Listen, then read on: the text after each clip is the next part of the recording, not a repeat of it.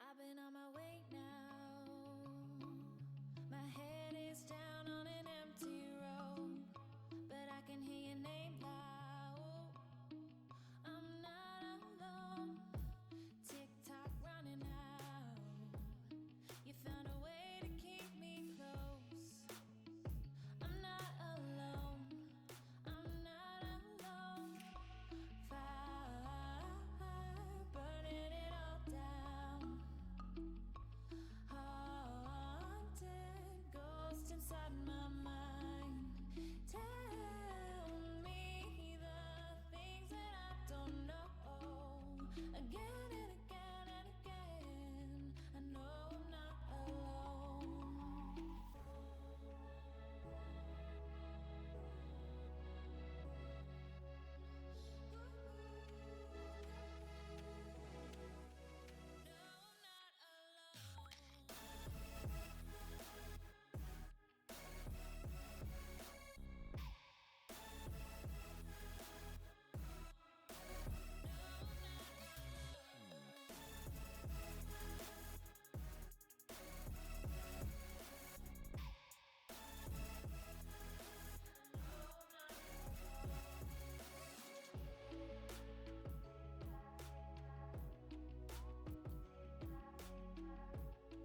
not alone.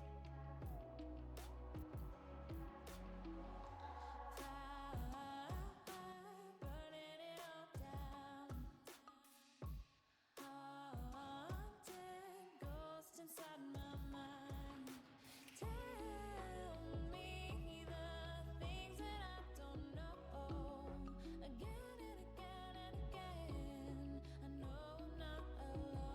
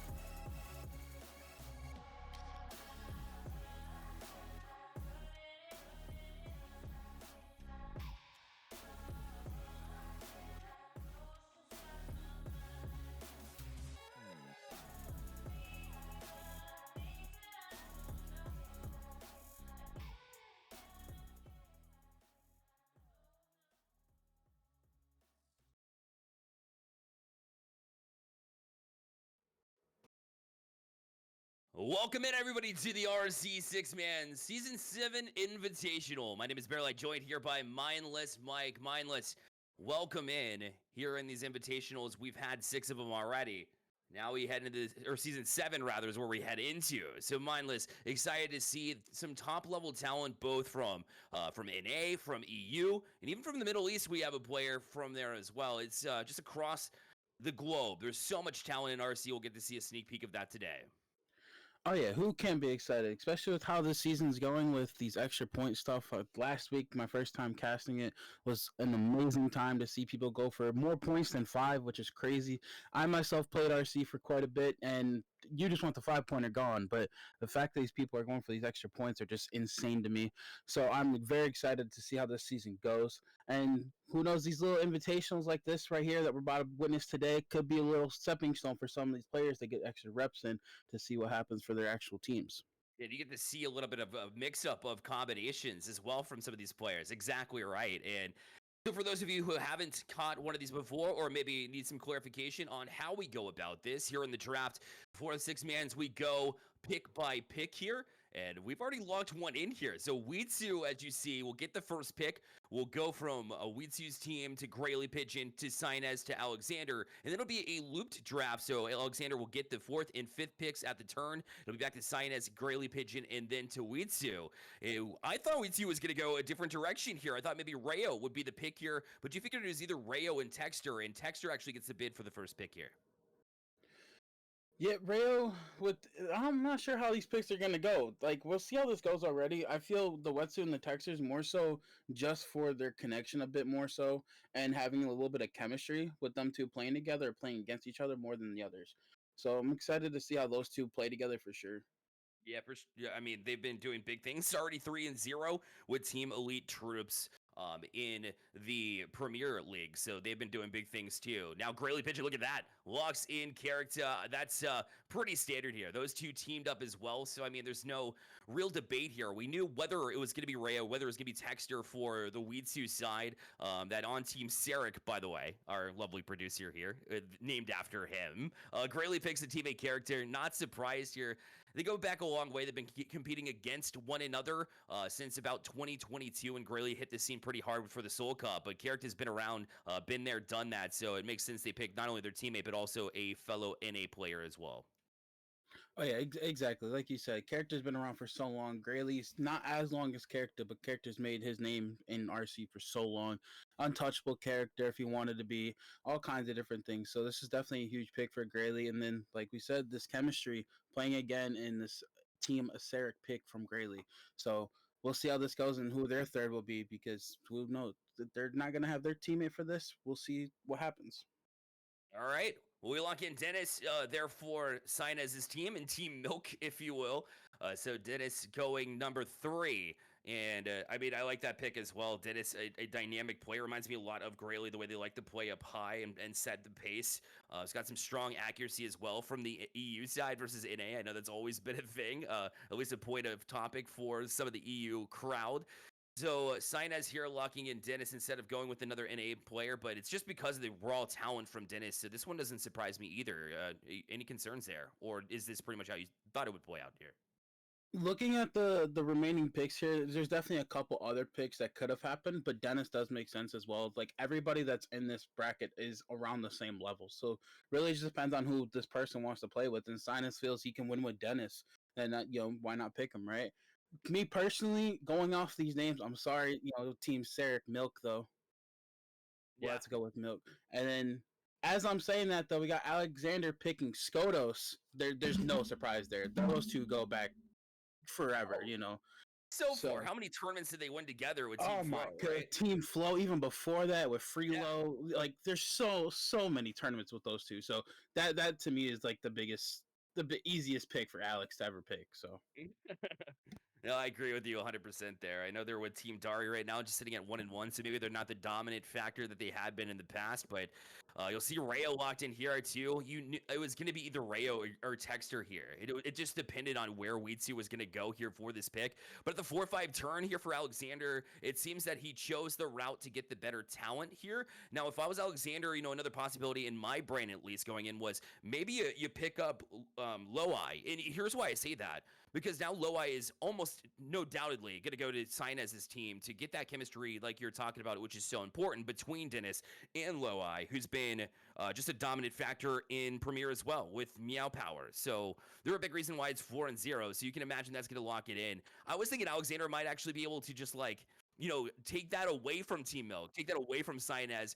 But actually, Martani's actually going to come in here and get the bid here as Dennis and Martani. Brothers, actually. Martani, the younger brother, going to be locked in here for Team Milk. yeah, that like you said with those two being brothers, if I heard that correct, which I didn't even know. So that's news to me. But with them being brothers, that's the biggest chemistry you can have, right? They know each other like back each other's hands. So Yeah. Sina's going with those two picks makes a lot of sense. Now with the low eye situation, now it's like where's he gonna go to Sarek or Aces or go? Who's gonna be the last pick here? Because with both these last two, like you can go to either team. Yep. And as was right now, Ken's and Milk I can see them doing a pretty good job with their squads. So I'm very curious to see what Team Sarek is going to go with here between these last two. Okay, update, they're not actually brothers, so I must have had that incorrect. But Okay. either way, Loi coming in and being the third, that's a scary team. Let's talk about it. You get Loi from Saudi Arabia, the best, hands down, the best player there is in the Middle East. And then you add Character and Grayley, like we mentioned, that chemistry so frequently, and there's a reason why. And so you bring in that talent, the top talent from the Middle East. And so that is such a solid pick. Sarek is looking very scary right now.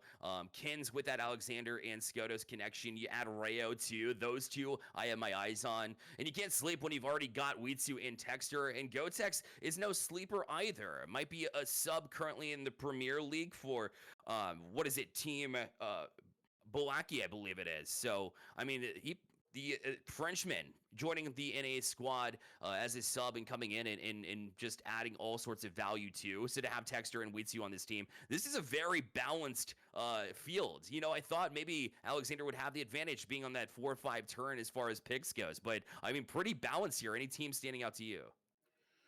Like you said, these are so well balanced. If I'm being honest with the chemistry with how I play with these people and how I, see these people play already, I can see Aces winning. I can see Team Sarek winning, Milk and Ken. So very, very hard to see how this is gonna go or how it's gonna turn out. I'm pretty sure these matches are gonna be very, very close and we're gonna be well entertained. So Oh man! All right, so we have our all four teams locked and loaded here, and I just, the Texter pick up front was to be expected. It was either that or Rayo. But the fact that Rayo fell to number 4 is why I'm so keen on Team Kens here. We're walking in, and you got to show some love to Team Sarek as well. Having the name of our producer is going to give them that plus 5% buff, as you know, in Roller Champions here coming in. oh yeah, take those shots. It's okay. Take those shots. You got 5%, extra shots, right? Yeah, exactly. Extra shots, extra goals. You know how it works. But I mean, Meow Power, you can't sleep on them either. This team has been absolutely outstanding throughout. Dennis, Marzati as well. Might be the sub coming in, but either way, I think they're just maybe looking to earn a little bit more chemistry. So that's going to be a factor too. I'm still kind of surprised Low I fell as far as Sarek, but that team I've definitely got eyes on too. So now these are going to be best of 5 or best of 3 situations, I believe, throughout the first couple of rounds, which we'll get to cover together here, Mindless. We'll see which matchups we get early on. If you want to speak to that. Yeah, these early matches are gonna really decide on how they're gonna be. And as you see, we got the brackets sitting here, and we're gonna start with this Aces and Milk with these two teams here and how their lineup already started with these chemistries with the Sinus team and then the other two on there with Dennis and I'm already forgetting the name. I'm so bad with names. This is Low I. You're good, yeah. Oh yeah. Oh, wait, All right. Dennis. Well, No, it's Mortati rather. okay. More time. See, we're both on the same page here. It's too many people already. So, but either way, between Aces and Milk, I am very curious how this is going to go. I feel Aces is going to take this, but it's going to be a hard fought match either way, and it's going to be a lot closer than I feel people think so. Oh, I believe it as well. I mean, just the balance of this field overall. I don't anticipate to see a whole lot of 2-0s, even early in a bracket where we typically see that in Roller Champions. I mean, just the level of having a dynamic player together is going to be something to watch, no doubt about it. So with the Sinez team as well, I mean, Sinez has been known to be a leader, was a captain of his team, all the way back to 2022. When you have that leading voice, that's going to be a tough team to go up against. So they'll be on Team Blue here too. We already talked about the combination on the other side, but the Weetsu Texture, we're going to see Meow Power in action. Gotex gets to be a part of this roster. I don't see, the talent, some would argue, would be just one maybe tier below. However, I think, as a difference maker from the EU side, as an Italian player, or sorry, as a French player coming in, they'll have just a natural connection with that EU style of play, which is tackle heavy, but also some accurate shooting. So it's going to be up to the defense here of Sinez and the crew to really aid them and get them possession in order to get points for themselves. Oh yeah, exactly. The Team Milk definitely comes down to more so with their defense, and with Sinez is a very very well rounded defender. Um, I don't know if people realize he gets some random tackles, kind of like coming out of the air, all kinds of dips and dives onto people. So I'm really going to be focused on. I really want to see how he does against these two very well attackers of Wetsuit and Texter, and then Gotex, like says, is no sleeper either. But with Wetsuit and Texter having that chemistry that they have and how well they attack together, it's going to be very, very, like, let's say, just hard for them to defend it. But I'm very excited to see how Team Milk does against them. Yeah, they can put up a fight. There's no doubt. I think Sinez, with that leadership, like I mentioned, will definitely aid and assist there. The EU players have a little bit of English, so it's not like there's going to be a huge language barrier between these players either. So, and plus that natural talent too, the passing of all three members of Milk. Might even be a little bit stronger as a trio versus the connection that you get from aces. So watch the lanes if I'm Team Milk between Weitsu and Texter. They're gonna want to connect with each other. And Aces has to avoid falling into the trap of really playing a 2v3 style of play. I know they haven't had a lot of time played with Gotex, if at all, and so the last thing you want to do is become too predictable in that connection back and forth and allow a great defensive all-around player like Sinez to step in passing lanes to get the steal and let Dennis and Martati go to work as teammates. Oh yeah, exactly. And I feel with Aces, I feel Western Texters not really gonna focus on those two exactly, and Gotex will get some play, which I'm excited to see how they're gonna incorporate him into the situation. But at the same time, who knows? Maybe it does happen with just those two. But we'll see how this goes. As you do see, we are starting it up on Mexico, arguably the best arena on Roller Champions, with it being an actual style of an arena. Um, so I'm very excited to see how we do in Mexico here. No doubt about it. Well, we've got you covered with all the analysis as the players go, but we want to know what your thoughts and opinions are. So, chat, go ahead and get your predictions in now as far as who you think's going to take it. Is it Aces? Will they be able to pull it off, or will Team Milk be able to pull through? Now it's up to us to make predictions. Who do you have in this one? Very, very close here, in my opinion. But if I'm going with just the names here, I want Milk to win, just to give me some milk, you know. Oh, absolutely. I mean, cereal is 12 times better with milk, right? Oh yeah, exactly. 100% what we're seeing. We're cranked up now, and we are underway with game number 1 of this best of 3 here in the first round of uppers. And with the trio, a lot of these game 1s are going to be, you have a teammate or two that might be joining your team, but you also have to incorporate all 3 members. And this R6 Invitational does a really good job of really ensuring that there's no 3 starters of any one team that currently stands. Being able to get the chance and being able to run the table, you really get experience with all sorts of level of talent. Oh yeah, especially in these R6 or in these 6 mans, people from all over and all these different styles of play, level of caliber of how good they are. You play in these 6 mans, you get constantly better, as you see with who you're playing against right now.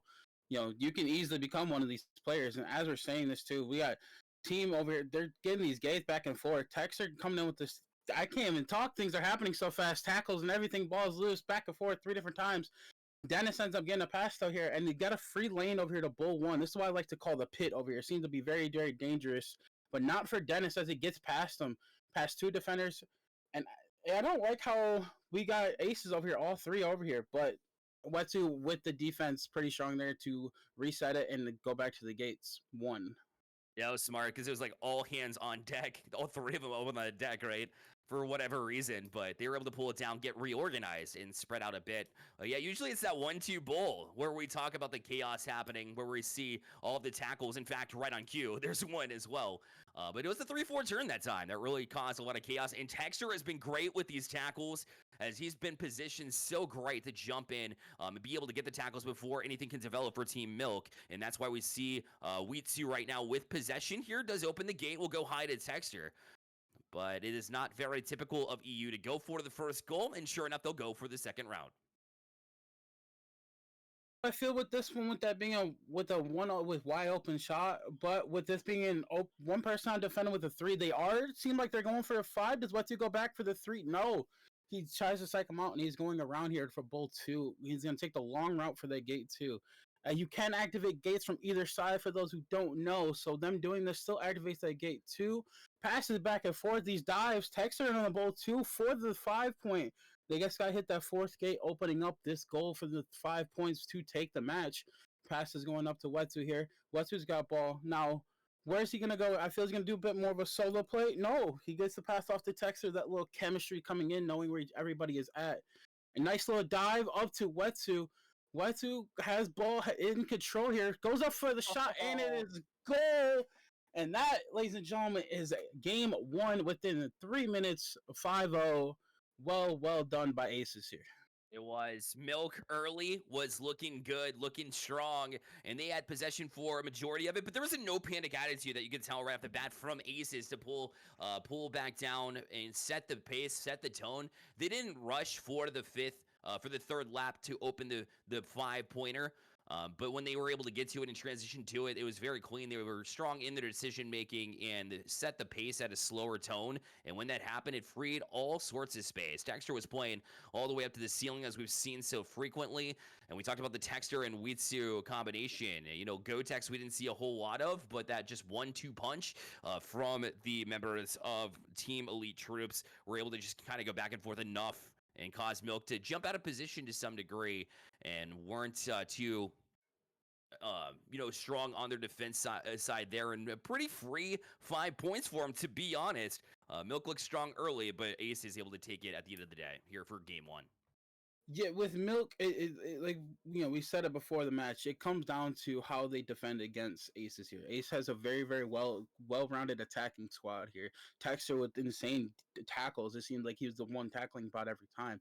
And then with Gotex wasn't necessarily in the play as much, but he was that middle passer to where he would get the ball from, say, Wetsu passes to him, and it's an instant pass to Texter, and it's just the chemistry still plays with that middle route there. As you see it, we got. But we're going to see how this goes from this point on, with us starting off in Venice Beach here. And they got a Team Milk. I got faith in you guys, just get that defense up, get some tackles, and get that attack going. That's right. One shot, one goal for game number one. Milk will look to change that. That 20% possession time that we saw was all in the first minute, and we've seen little flashes of brilliance, but we'd like to see more from Team Milk here in this game too. I absolutely agree. Very dominant performance here for Aces, but it'll be Milk to gain first possession, first gate here through the 1-2 turn. And up on deck is Sinez, as he'll get into the 3-4 bull. And Dennis will open up the first gate here. Good spacing from the defense, though, and you could tell that the Aces was on it, but they weren't able to gain possession here. And Dennis will get to the 1-2 turn for the second lap. They end up getting the first lap here, starting on the second one. They're really got this attack and getting high up on these walls here. And as I say that, Gotex coming in and showing them, hey, I am still here. I'm part of this team. Getting them to reset the gates. Now they have to do all those laps all over again. A little bit discouraged for sure in this situation, but Mordari's not going to let that phase him. He gets the pass off to Sinez. Sinez is going to take his time here, make sure his team is nice and set up. One is open, but who wants to shoot a one? That's boring. The game takes too long. So, Dennis is going to easily go around for gate 2 here, start the second lap. And rightfully so.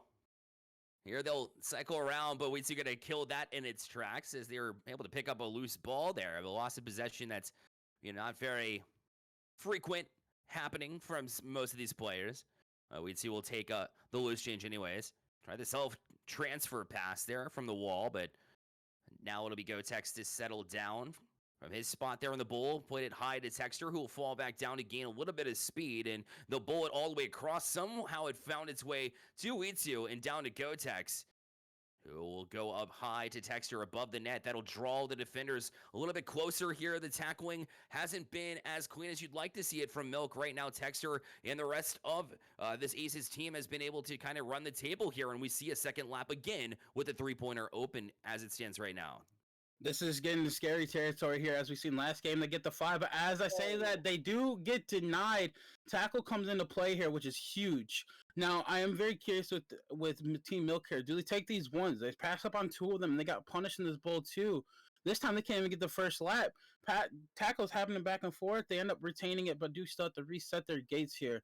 That's taking his time to make sure he gets that pass high up on the wall. Morardi, nice and easy. Straight into Wetsu with the little spin kick. Says, I'm going to take that from you, and we're going to start our own lap. Pass is going all crazy. Some RC stuff going on in this area here in the Bull 1. Gotex gets it straight off to Wetsu. Wetsu gets the gate 3, going to gate 4. Little self-pass back and forth. Little wall transfers. Showing off his little bit of style he's got going on. And Texter's matching that energy up high. With a fake pencil there towards net, we'll instead toss it over to Gotex. As we said, ones are boring, so why not cycle again? And Weedsy's got the possession. Will be up high. Will transfer it back down, but ran into Sinez with a great read as far as where he was coming back down and met them where they couldn't make an adjustment, couldn't get a dodge off, and will receive some help from a teammate to get the speed going down the backstretch and get to the fourth gate. Now tosses it. A bit of a wall pass there. Very tough to read those wall passes, so a good design play to get it to Dennis. And he'll play it up high where Mort was. Sinez back down here. 3-gate open, gonna go up high. Dennis cycles back down here. Good for jump and back down here. Got the dodge and a 3-pointer. And this will be Milk with their first points on the board for the series. Yeah, I do like them taking that 3. As you see in front of him, he had all defenders sitting in that bull 1 area, so it was gonna be a lot harder to get through that area for them to. So taking that 3-pointer is huge, and now they can give up that 1 and not necessarily play for it. This match has already proven to be a lot better. Milk has definitely stepped up their defense, not really letting Aces get anywhere with the ball, maybe 2 laps, if that, a lot of times. So Milk is now in control of this match, I feel, more so than Aces was necessarily last game with how long the game's already been going back and forth. So now do they go for the 1 to make it 4, or do they go for another 3 and take their time? We'll see how this goes and how it plays out. Sinez with a nice dive pass over here in the bull 1, taking it around town, and he's gonna just chill out, waste some time, wait for his teammates, pull out a defender, which happens, and now Dennis up to Sinez, and Sinez has full control of this ball, doing pretty well with it, I feel like, getting around this gate 4. Agreed. Oh, until it ends with Gotex, as he was able to step in the way. But yeah, Milk was doing a great job to kind of control things, control the pace, and slow it down a little bit, and use that speed that we've seen from Aces against them. There's many times where their speed, excellent, yes, but if you slow it down and make a semi-move and see a double commit, 2 players kind of passing by, that gives you an advantage here. Slingshot pass. Gonna be read by Weetsu as he pulls it down and gets it up to Texter. That's a difficult to read to make, especially at that kind of speed. I like to see that from Weetsu as they pulled it back down for their team.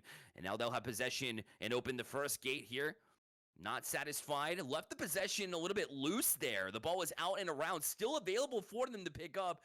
But eventually, finally, what felt like a lifetime, Martati was able to gain it for the Team Milk. The team, Murtai was right there perfectly fine, getting that little reset, which is huge. With only 2 minutes left here, Milk being in control, they can really just take as much time as they want. They have 2 minutes to waste with them being up in here. And as I'm saying that, Wetu gets very high up on that wall to reset their gates. So now it's a matter of who has it for the last minute, because this right here can very much decide what goes on at the end of the match here. Do they go for the next point? And as I'm saying, they go up, hitting these gates back and forth. The gate 4, Dennis nearly getting tackled there. Mortari with a dive pass. Sinez not on the wall, but he gets a pass off anyways. Now he has a free lane over here to lane 2. And now if this gate does open up on gate 4, opening that last, or open the 3 donut rather, it would end the game. As I'm saying, tackles go out and the ball gets reset. Aces says, not today, not right now. We're still in this. Oh, the hard work, and it was great that they gained it because that 3 was open, would have been a 6-0, and we would have been playing to game number 3. We still might. I mean, minute left here, so now, rather than later, needs to happen here for Aces, but Dennis was jumping on it before they could even get things going, and a slingshot here to get through the first gate, but really, it's a matter of just killing time at this point. And being able to hold it through the 0 seconds as well. You don't want to surrender in overtime because we've seen how they can run the table. I mean, Aces did it in game 1 where they were able to get a 5-ball. So any possession that you give them at all is very dangerous. So you want to play keep away for this entirety of this 33 seconds. Oh yeah, playing keep away is definitely a way to go here. Like I said, this possession right here could be the very last possession in the match, for all we know. But with Milk's defense, they are not letting them get these extra gates. So they got to get this tackle within this, I feel, this first lap. But the pass goes all over the place, and Milk is there to pick it up, making them reset this gate. With only 10 seconds left here in this match. They just got to play keep away. A little bit of running here. Dennis, a little bit of solo playing. And he is away from every defender. That is going to be match number 2, or game number 2, rather. 3-0 to Milk.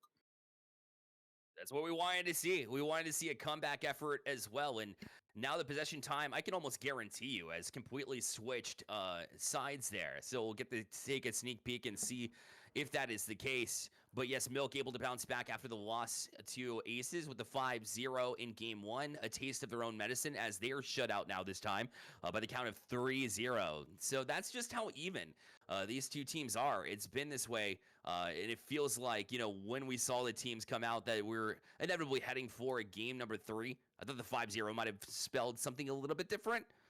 But now it's hard to anticipate what we're going to get because Milk really did hold the possession. Look at that. It literally swapped now at 75% to 25% for Aces. So Milk had a majority of the possession in this one. It was a complete one-for-one swap there. And it definitely shows their tackles were on point. Like, before we even said the game, Milk stepped up their defense there with Aces being more of an attacking based squad there. Milk just need to get their defense, and then those 1-2 laps can easily be what they need for these points. Them taking that one goal, that one shot is all they needed to win that game. And they said the 75% versus their 20% from last game is a huge step up. So that is very well done. You know what I mean? So we'll see how I can't even speak because it's got me so excited because it was so close. Yep. And this next game, I'm just excited to see what happens with the games going from 5-0 to 3-0. Will it be a 1-0? Who knows? So as we go into Zen Temple, nice little calm area. So I'm gonna chill out and hopefully be able to do this without getting flustered on the crazy action we're about to see. That's what I was about to say. Calm nerves heading into the Zen Temple will do you wonders. Here, this is a high-stakes situation. You don't want to drop to lowers this early. You want to get the job done, get through to the upper finals through the top side. And this will be the deciding game number 3. It begins right now here. As Milk were able to pull off the comeback after a 5-0. They got 3-0. If you're just joining us, game number 3 of this first upper semifinals starts now. And Aces gain the possession. Was Milk to start and kick us off in game number 2. So a bit of a switch up as Gotex was being chased down but got off the pass in time. And Uitsu is able to hit the first gate to start us off. This first possession's already pretty in high control of Aces here. They're going pretty nice and quick. And with this gate 1 almost being wide open, I don't see them going for this. We already know EU, they don't take ones, Yeah, of course ones not. are boring. they're boring, let's be honest. But they do end up getting this gate 2, which is huge, and past 2 defenders with Uitsu here. Nice little solo play. Has to wait for his squad here. Somebody gets an off-ball tackle, which is huge to pull him off. He gets past both defenders. 1 to beat on net. Do they go for the 3? No, Gotex just says, we are going for it all, and he gets taken out and punished. Oh, but they don't pick it up. Ball is still going.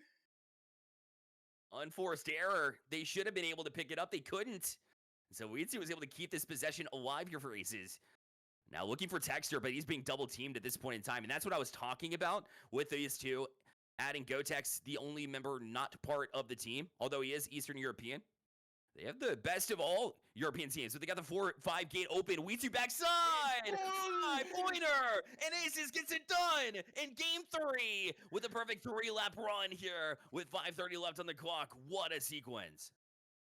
Aces from the start to the finish just had full control of that entire thing.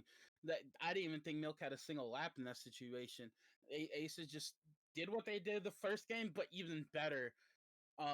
Milk just couldn't keep up with the speed that one like they did the last game. A little bit disappointed in that, but I am very excited to see how they do in this lower bracket with Aces moving up now. Milk, I still got faith, guys. Y'all can do me proud. All right, get your revenge. You guys got this. As you see here, we have our stats and like I said, Aces from start to finish, 95% possession rate, which is just insane, and the one shot to end it all with a nice little 5. Yeah, legitimately just controlled from the gate there in this game number 3. And let's talk about how one decision, right, or like one sequence can make all the difference. 1 second, essentially, in that missed pickup where Milk could have gained possession back, that would have killed the momentum in its tracks, and Aces wouldn't have been able to keep that sequence alive. So that one little moment where you're maybe even just like an inch or a pixel off, however, Roller Champions decides to judge distance, right? I don't know if it's like feet, inches, whatever, but it was so close for them picking up possession, but they couldn't get it done. And that one thing was the difference maker here in this one. But either way, that's how close this series is when it comes down to that one moment where it comes down to a situation where you have to get it done. Milk wasn't able to, and Aces took straight advantage of that. When they saw an opportunity, they took it right away, and it's a big reason why Aces will be moving on through the top side. Oh yeah, that one little possession difference in that bull one. Going for that lap 3 there. With Milk not be able to pick that ball up, you begin to think, is that what did that was that the dagger? Was that in their head saying we could have just had that? What happened? They seemed a bit more scattered based after that in that bull too. With how that played out, which is understandable, right? You're next to the ball, you're like, Yep. oh, I got it, but then you don't end up getting the ball, so a little bit demoralizing for players there. I've been in that situation multiple times where your character reaches out and it's like, they're right in my hands. Why don't you come to me? Give me a stronger magnet glove or something. So it definitely, a little demoralizing, but nonetheless, Milk has nothing to be disappointed about overall. You've seen what they can do game 2. It just game 1 Aces right out the gate were just go go go, and Milk just couldn't catch up.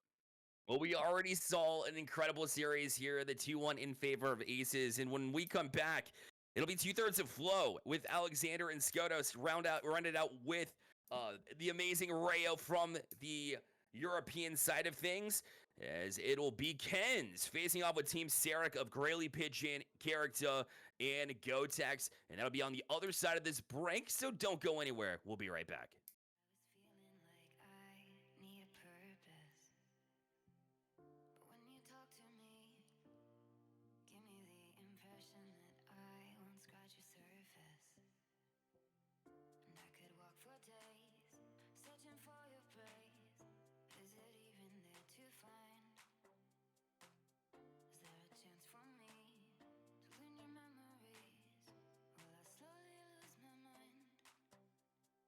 Lost in your maze, stuck in your gaze. How can I get out? I'm out of time to make you mine. Baby, show me how. Lost in your maze, stuck in your gaze. How can I get out? I'm out of time to make you mine. Baby, show me how.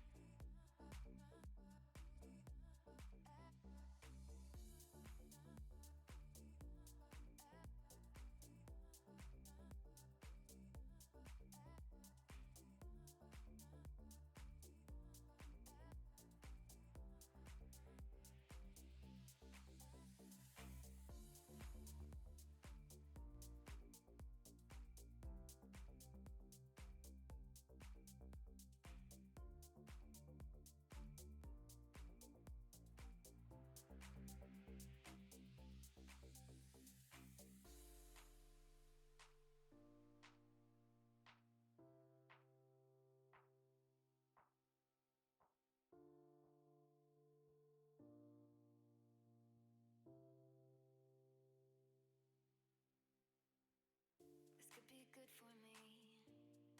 Lately I was feeling like I need a purpose. But when you talk to me, give me the impression that I won't scratch your surface. And I could walk for days, searching for your praise. Is it even there to find? Is there a chance for me to win your memories? Will I slowly lose my mind?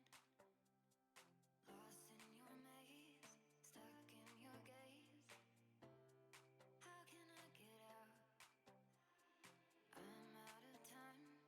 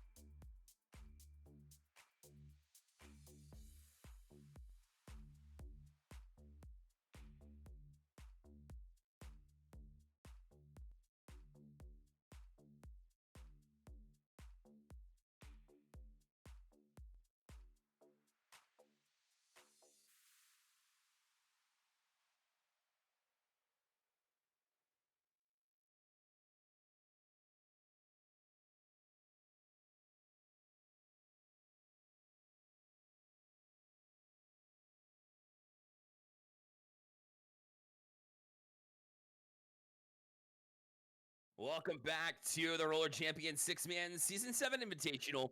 We saw a incredible first semifinals matchup on the upper side. It was Aces to take it over Milk. And of course, that just leaves two more teams that'll be on the upper side. It's Sarek facing off with Kins in this one. Kins, that team flow, we've seen win so many times.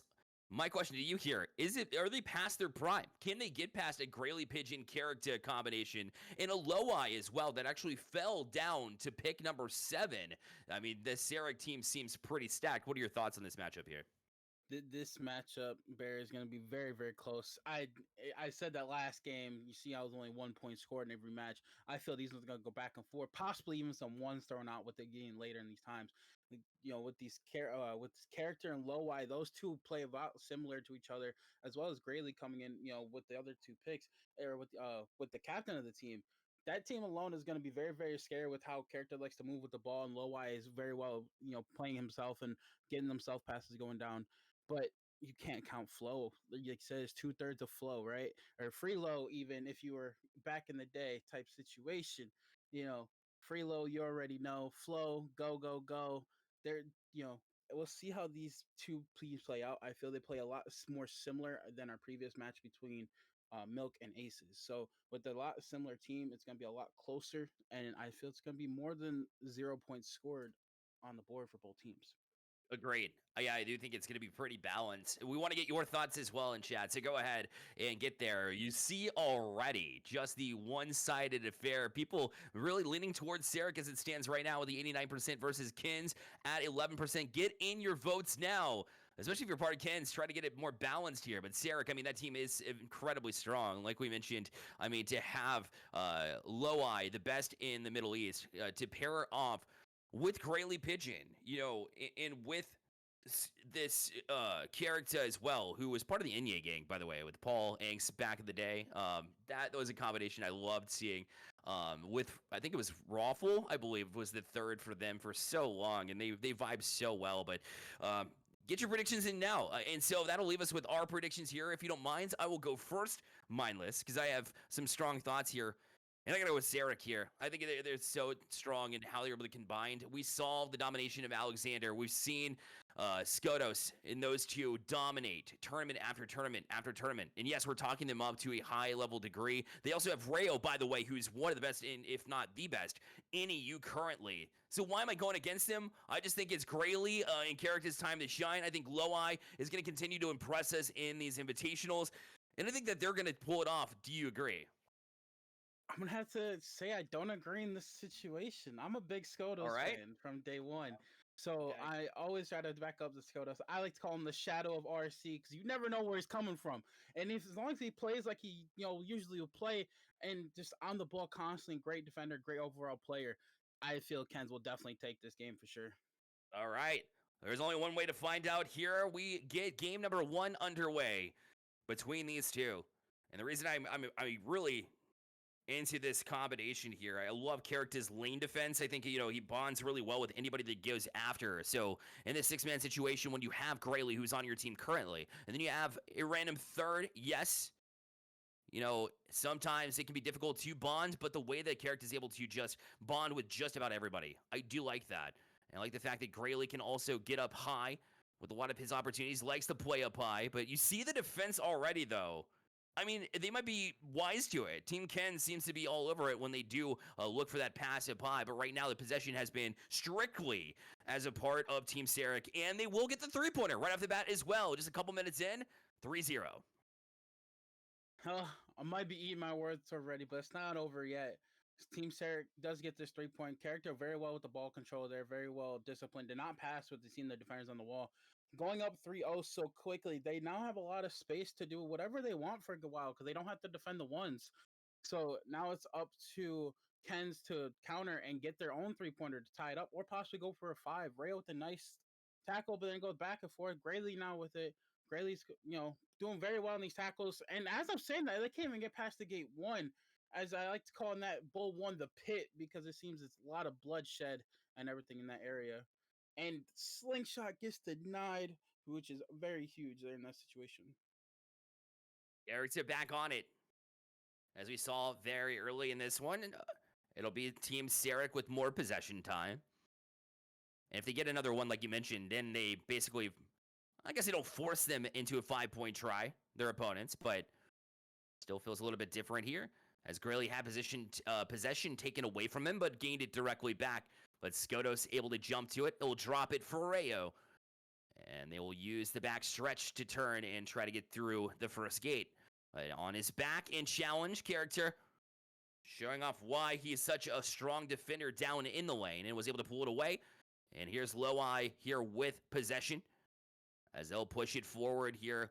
Has the one open, looking for the floor, faked it there, and Skotos, well, he didn't bite on the fake. He was able to stay put and not give up that possession, or the positioning, rather, of the defense. You see all three members of this defense on the backside, but Grayley doesn't care. They're going to go after it anyways. Now a chance to end this game with a three-pointer to try to make it 6-0.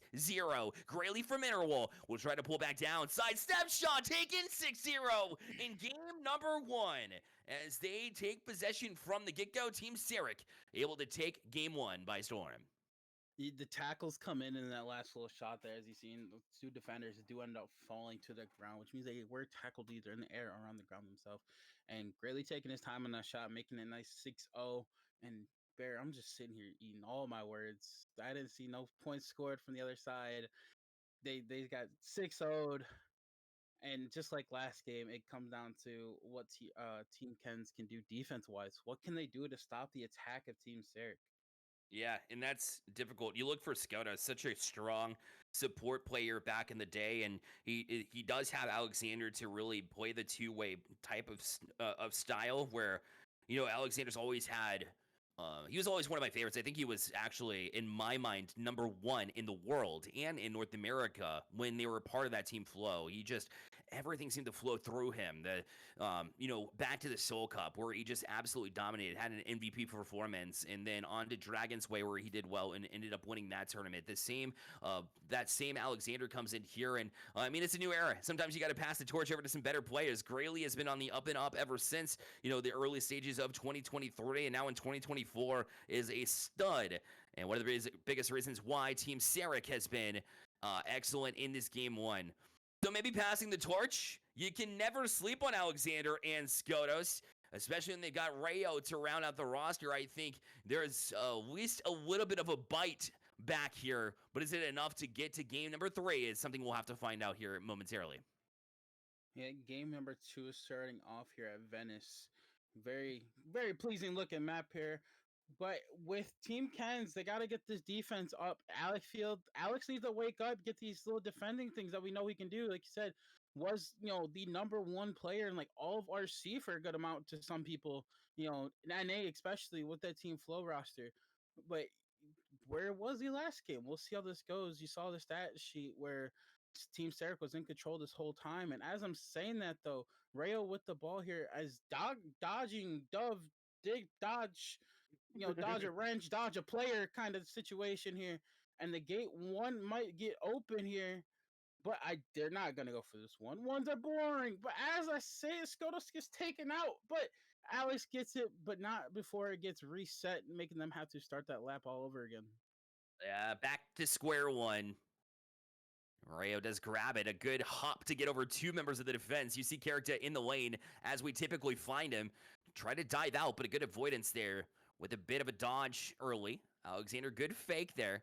Some fancy footwork here as they're able to carve their way back down towards the inner wall, whereas Godes will pick up on this one too. Try to use it as a slingshot, although it's momentarily interrupted. They still have possession as Rayo turns off ramp. He'll go. Character trying to chase him down from the backside, but Rayo's got the shot. Accuracy on points, and now it is turned around. A 3-0 lead, but this time in favor of Team Kens, at least for now.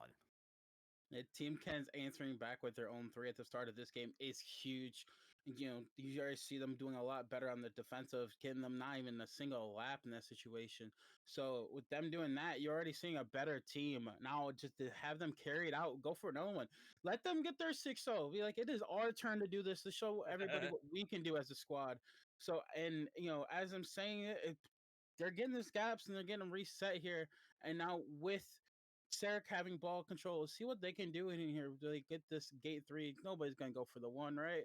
but it gets reset. Alex coming in like I wanted him to with these tackles, show off that defending style we all know he can do improve. Yep, we've seen it on multiple occasions here. Back down character, looking very patient.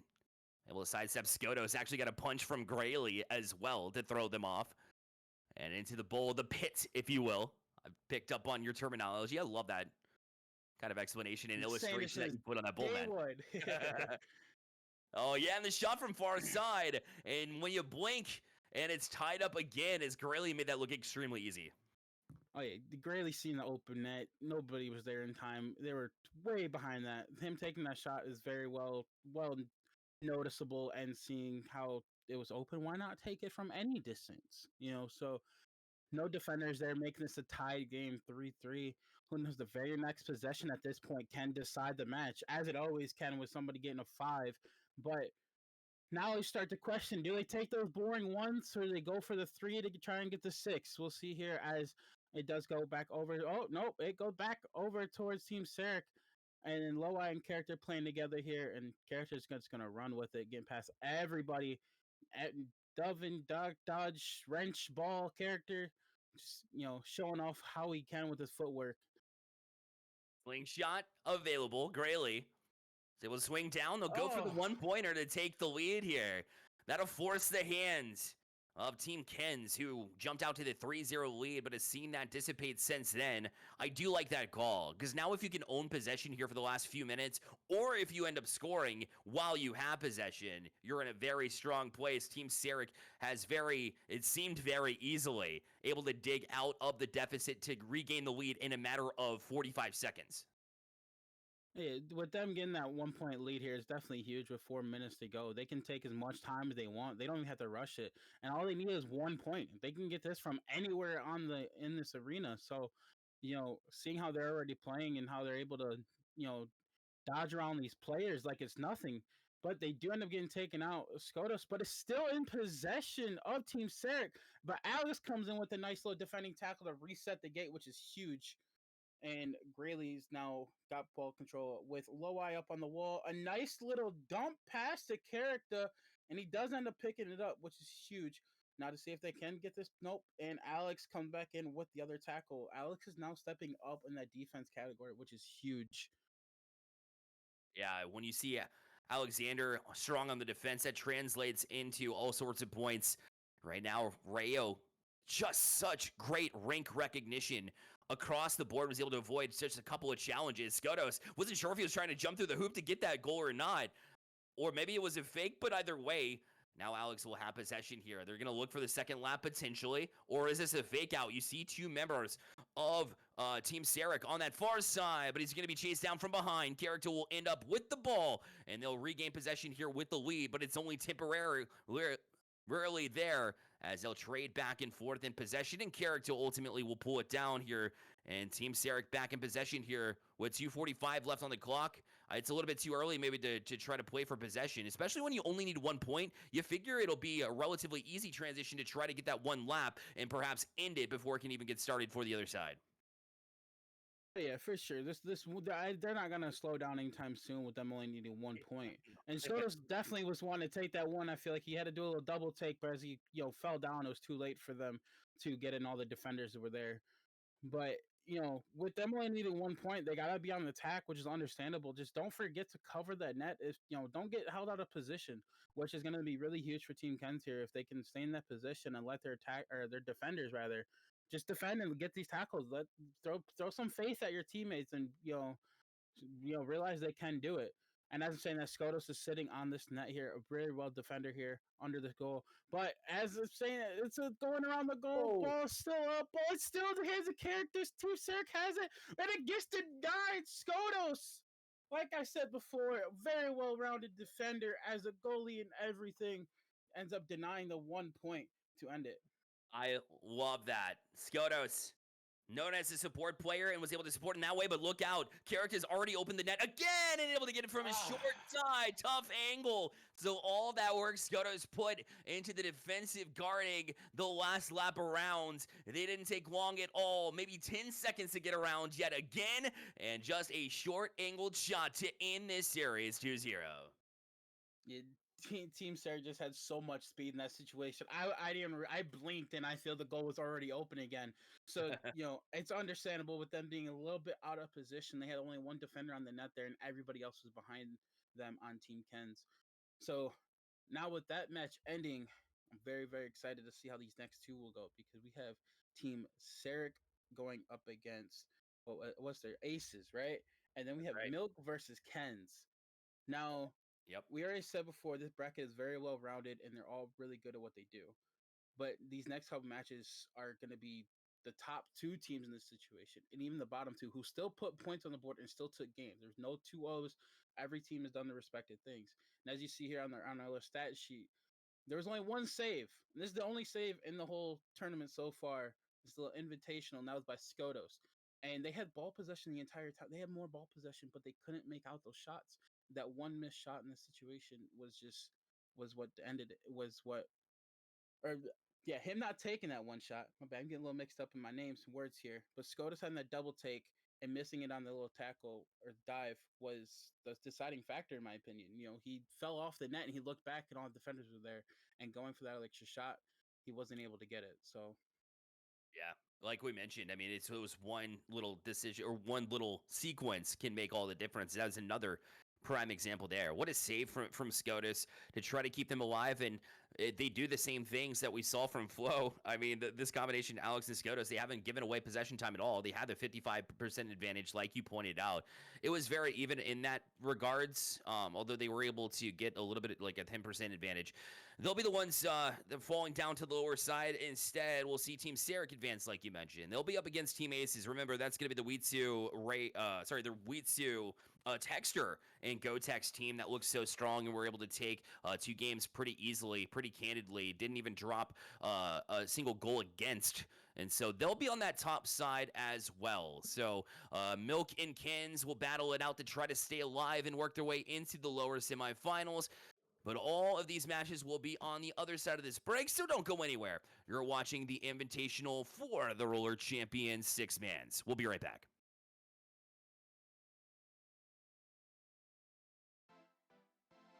I paved the back street with the mist of my brain.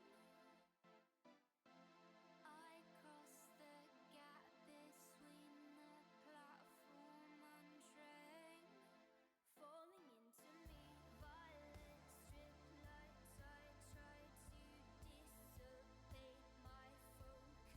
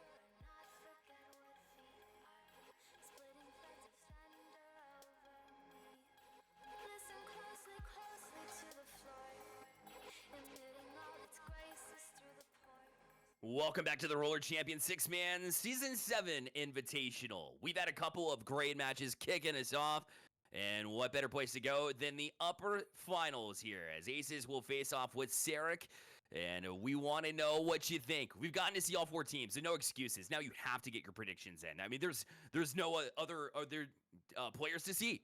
Who you got? Aces, again. Aces, the team of Wheat, Texture, and GoTex. And Team Sarek, we just got to see them and what they were able to pull to the table. Grayley and Character. We saw a sneak peek of why they decided to team up recently, and Low Eye was no sleeper either. A big reason why this trio was able to advance. So go ahead and get your predictions in now, and Mindless, that leaves it for you. Who do you have in this matchup and why? Okay, so I'm gonna go with Aces here.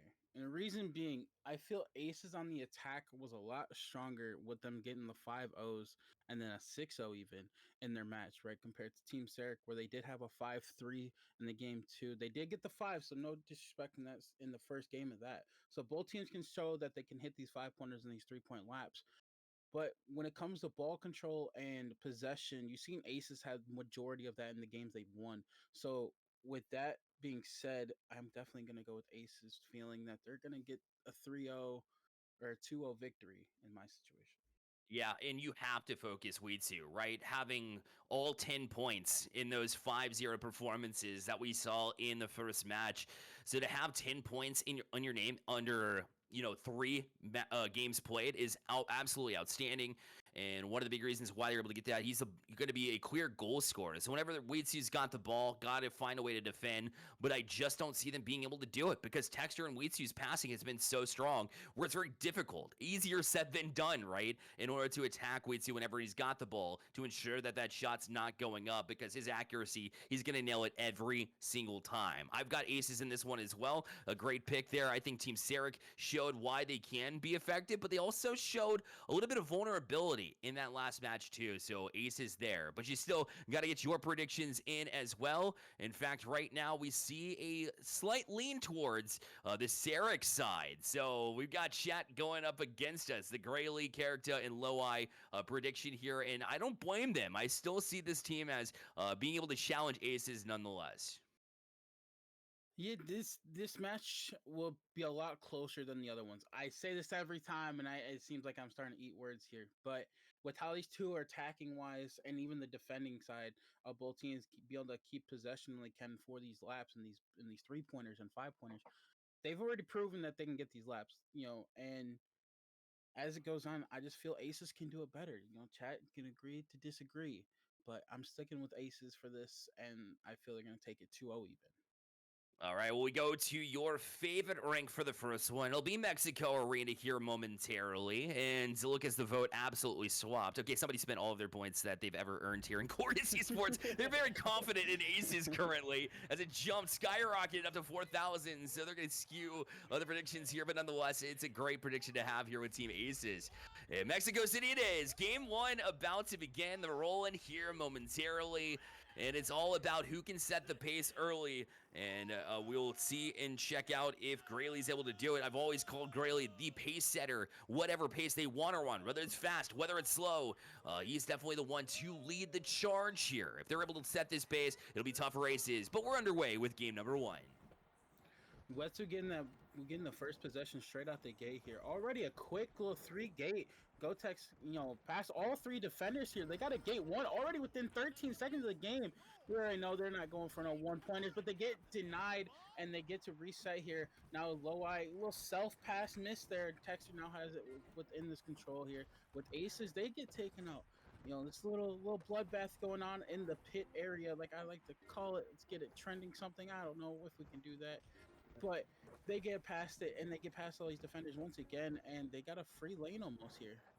Yeah, Texter going to transfer from bottom of the stretch there in order to get back up the deck. It'll eventually find its way to Weetsu. And Weetsu will find its way back to Texter and inner wall.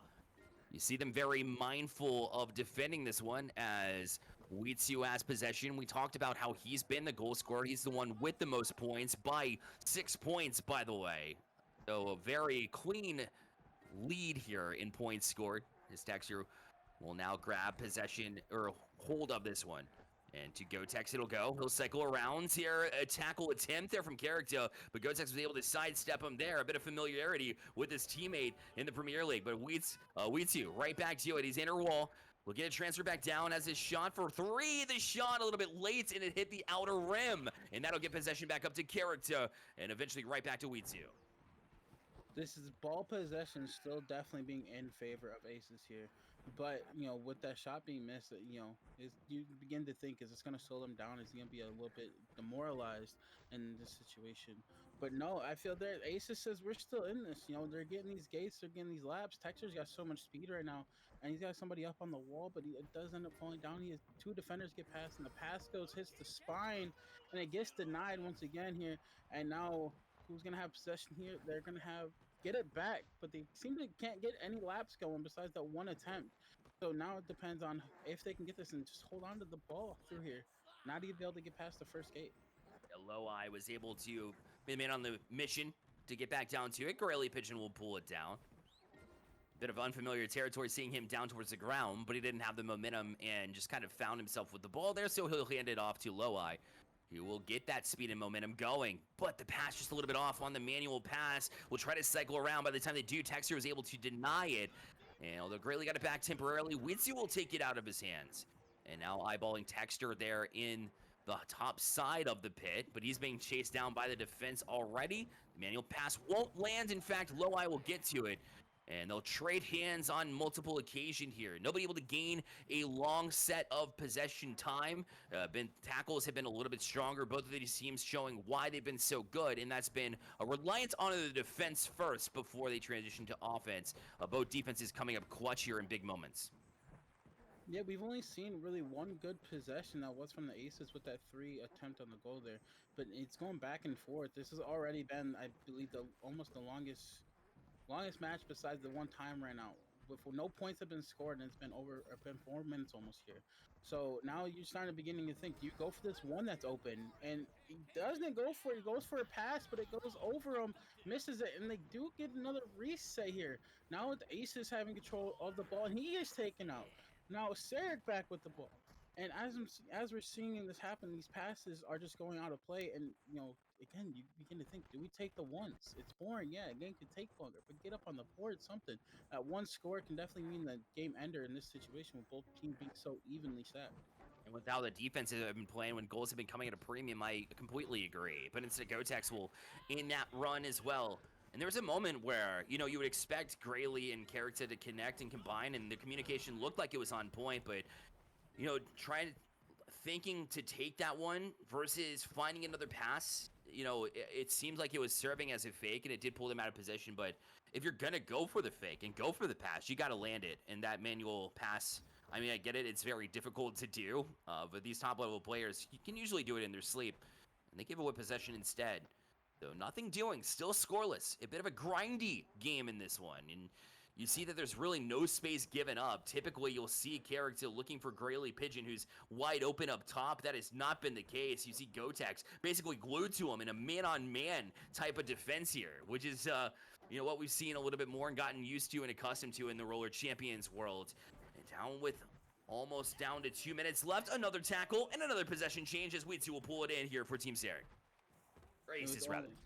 With only 2 minutes here, this possession could very much be the ending here. Whoever ends up getting this 1 point, we got to see the 1 point in this point in time. Unless the goal's defended and they get the 3. But, again, if it's there, go for it. Like right now, they're going to keep going. You already know how they're going to play, but they get denied again.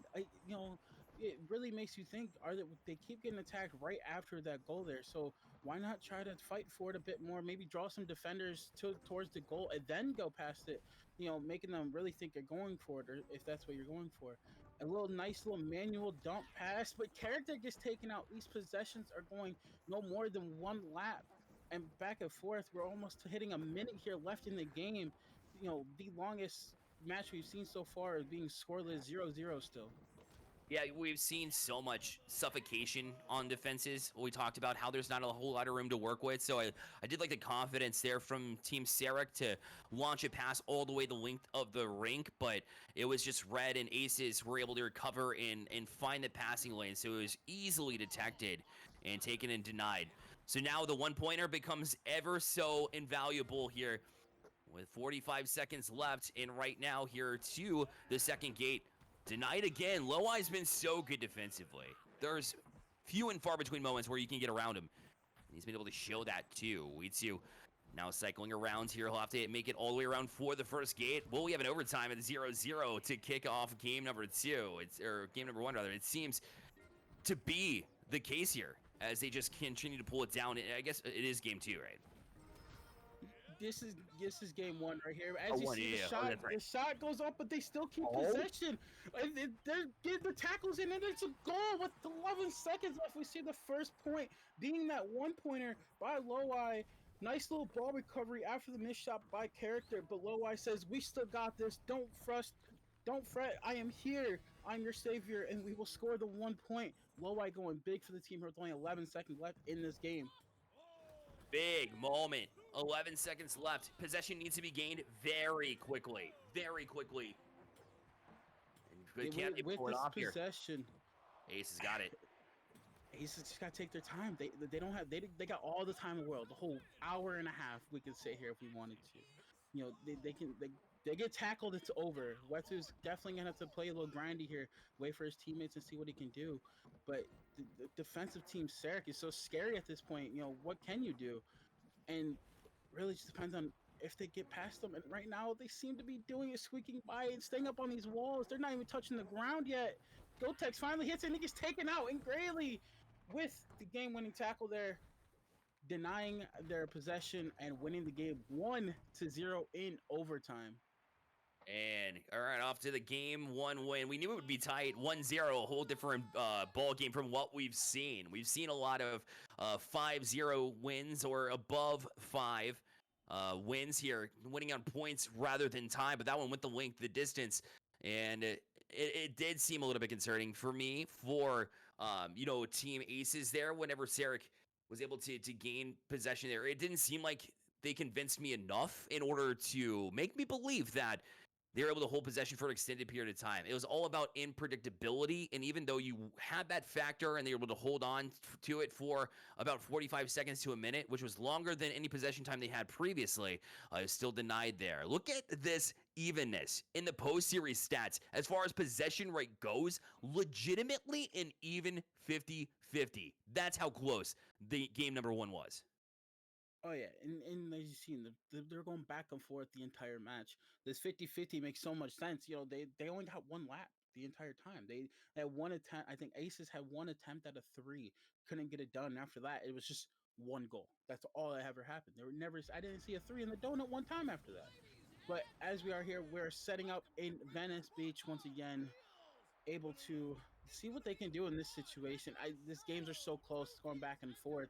A lot of excitement going through my head right now with these games because it's just non-packed action. There's so many tackles back and forth, and nobody can hold a possession.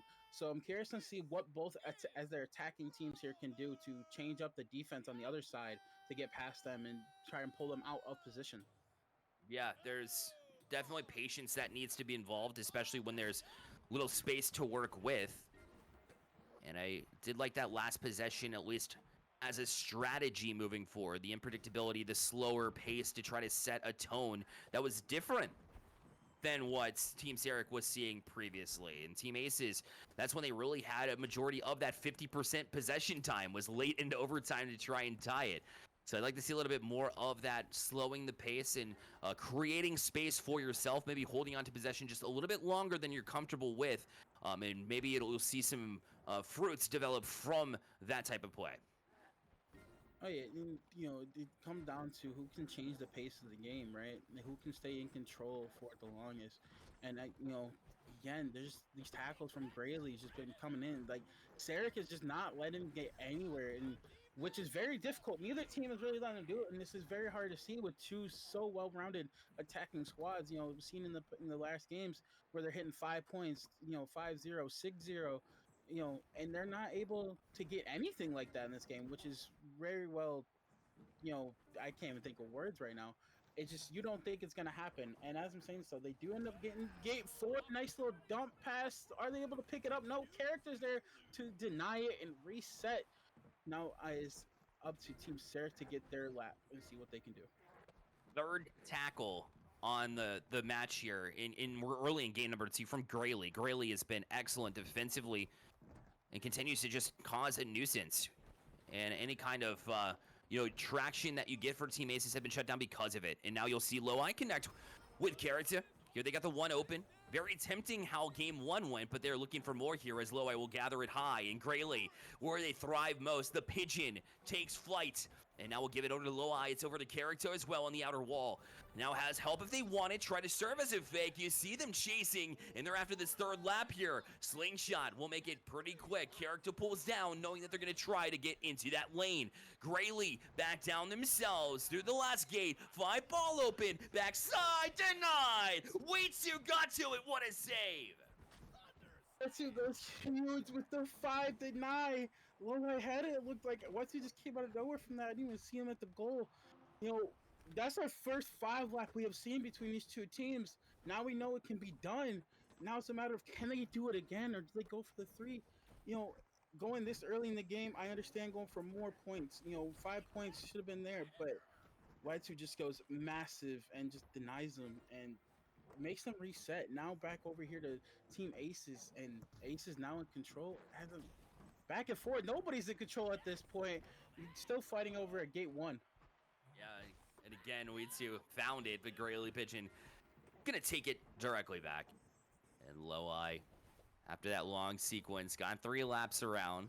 Wasn't able to finish. Waitsu, it's just a clutch save, and one of the reasons why Team Elite Troops are at that 3-0 mark in Premier. I mean, that defense did deny to rely in those clutch moments. There's something that we've seen a couple of times.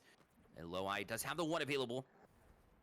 Will pull down, go through first gate instead, but runs directly into Texter. And Gotex able to jump on it too as the 2 techs, if you will, would combine, but only temporarily as Grayley, with the magnet pass, it didn't find Character as it was a sharp turn, and Gotex directly back on it here for Team Aces as they'll try to play the possession game that, besides that overtime in game number 1, has been a bit of a tougher feat. They've been relying on their defense a little bit too heavy, and now is the time to really convert that into some offensive chances. Yeah, they definitely got to show some offense here with Team Aces that we know they can do. They just got to be away from these defenders. It's Team Sarek just being so well-rounded on these attacking and defending sides. They're finally starting to see some points in that little donut there. But Gotek's like, we're going for more. We don't want the boring 1. But he goes for the pass as it gets tackled and it gets swapped back over to Grayley. Just neither team seems to be getting. They get 1 big lap, and then after that, they just can't get more than 1 point in that little donut there. So now back up to Team Sarek, and Character is just going to run away with the ball. A nice little off-ball tackle on Wetsu, which is huge from Grayley. Now Grayley's, got ball possession with approaching 2 minutes. They go for the 1. No, they go for it more, and they get denied again right after the ball. And, it's starting to think now, reaching the 2 minutes, do we go for the 1? We keep getting taken out in that area. So it's whoever scores first here, I feel is going to take it at this point. Yeah, shot scarcity and goal scarcity in this series right now has to have you thinking about this 1. I'm shocked that these players haven't gone for a 1 ball yet. It's been, very much a struggle to even get 1 on the board, and yet here we see again, Low Eye wants more. Instead of just settling for a shot on 1, Weetsu will shut it down 2. Now, I know they've been playing defender role, playing goaltender, essentially. Even 2 members playing defense on the net for 1 balls, and that's a reason why. Oh, I thought Weetsu hit that post as well, or hit the gate as well. I guess it didn't go through. He had to backtrack a little bit, and that killed that action too. But you're right. They got to go for 1s at this point. I'm surprised they haven't at this point, especially when it's so scarce. You got to get your hands in the pot. And the only way to do that is by getting a one-pointer here, which they know in the back of their head here with 1:20 left. Character did definitely seem to go for that shot there, but it gets taken out while charging out his throw. So now with approaching 1 minute here, it's definitely going to end up being this 1 point advantage here. Back down here. And as this match is going on, we are hearing that Milk has beaten Team Team Ken's 2-0. So wow. My pick, Milk, is still in it, and I'm very excited to see how they're going to do it in these next match, because This team's going back and forth so much. They got a 3-point open here with 40 seconds left, but everybody's on the goal, so Wetsu's going to go for number 5 lap here. Or is he faking him out? He's taking his time. He's drawing out players. I don't know what he's doing. They have all the time in the world right now in this area. They have 30 seconds here. This goal depends on what happens in the match. Wetsu gets past the defender. Nice and easy here. Take your time. Get those little off-ball tackles on the goalies. 5-pointer is showing in the ring. Wetsu goes up and he scores 5-0.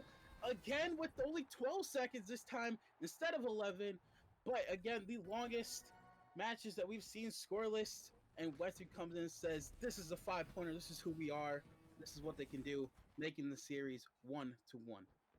That unpredictability I was talking about. We go to game 3 in just when I was about to give credit to Loai for strong defense, not falling for the fake, staying put on the backside of the net to try and defend and play goaltender there. Right when I say that and mention it, still the possession time was there for Sarah or for Aces. They were able to pull it down, be confident in what they were doing for a third lap, regardless of what we were talking about, how you need to maybe settle for a 1 late there. That's all you really needed.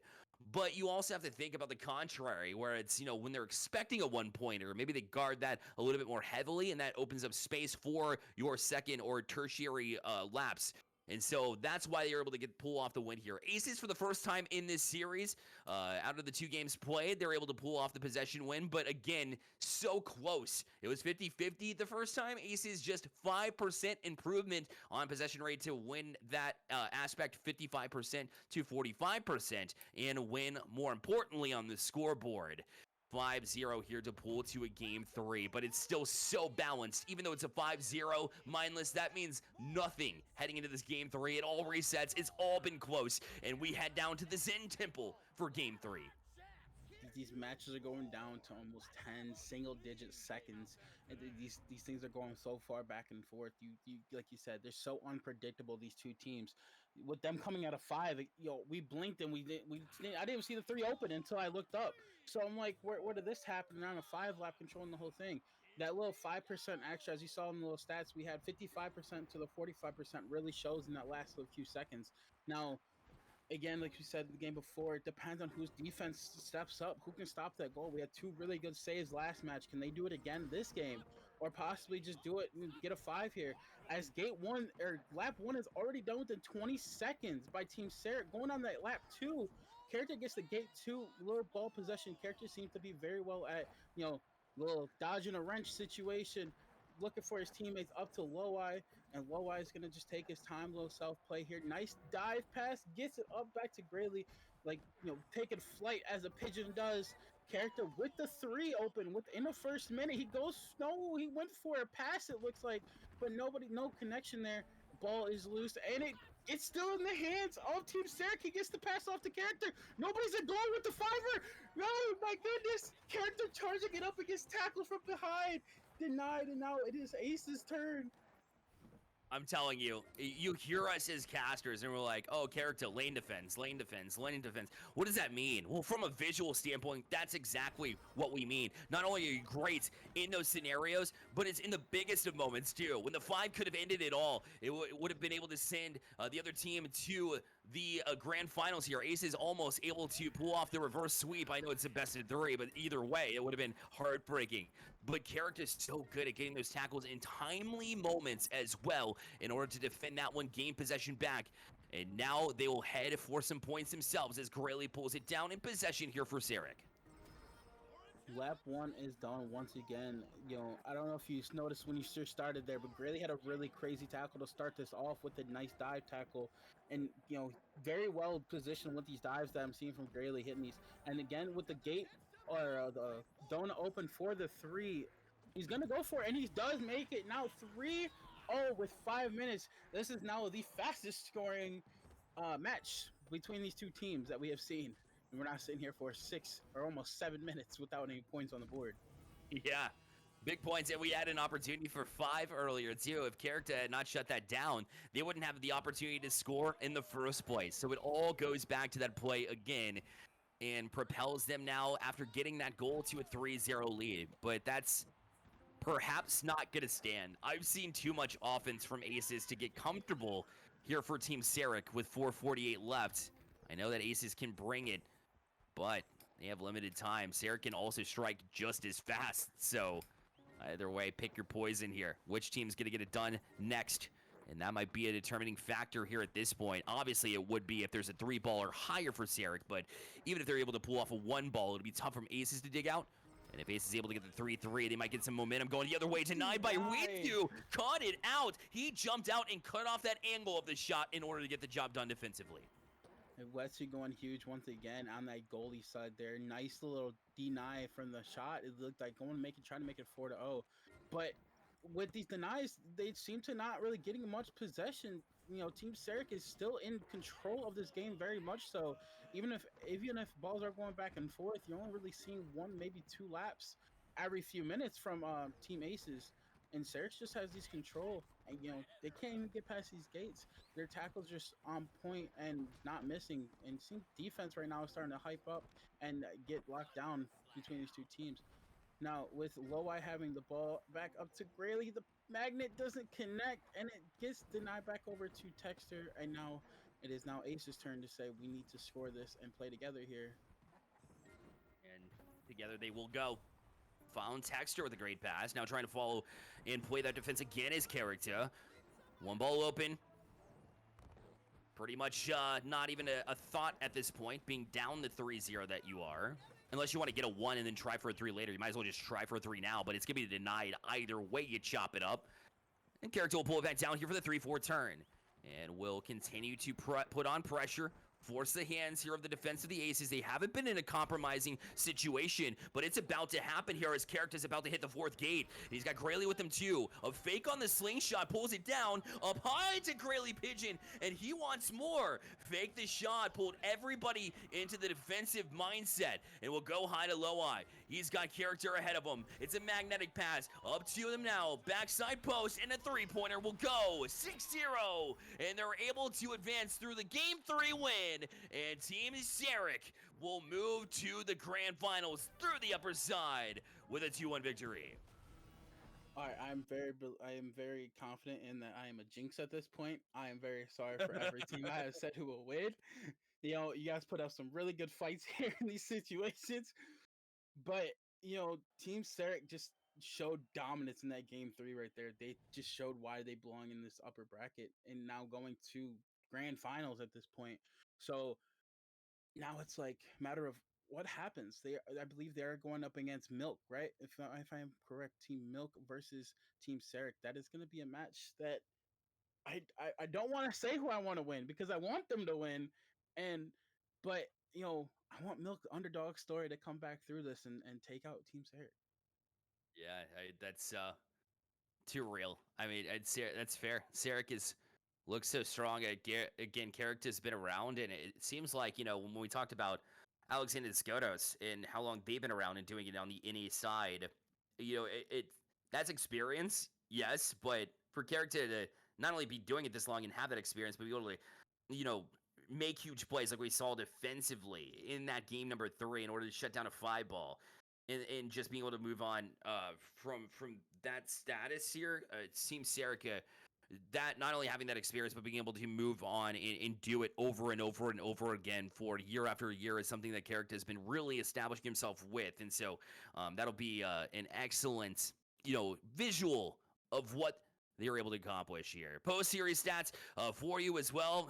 No surprise that the possession rate is within 5%. It always has been. But where it matters most, 3 shots on net, 2 goals, and 6 points for Team Sarek. So even as close as it was, you can just tell the defensive reliance for Team Aces as they had the only save in the series, and Sarek was able to get the job done here too. Let's take a look at the bracket as well. Pull that up as Sarek will advance to the top side. It'll be Aces falling down to take on Team Milk, and Milk made it close the first time around. Remember, this will be a rematch of the upper side where Aces took it 2-1, but Milk gave them a run for their money. So even though Aces, they fall, maybe Milk can capitalize on Aces and maybe catch them by surprise here in this series. I think it's more likely due to the fact of how close it was on the upper side and how Aces might be down on themselves after just not being able to pull it off against Sarek.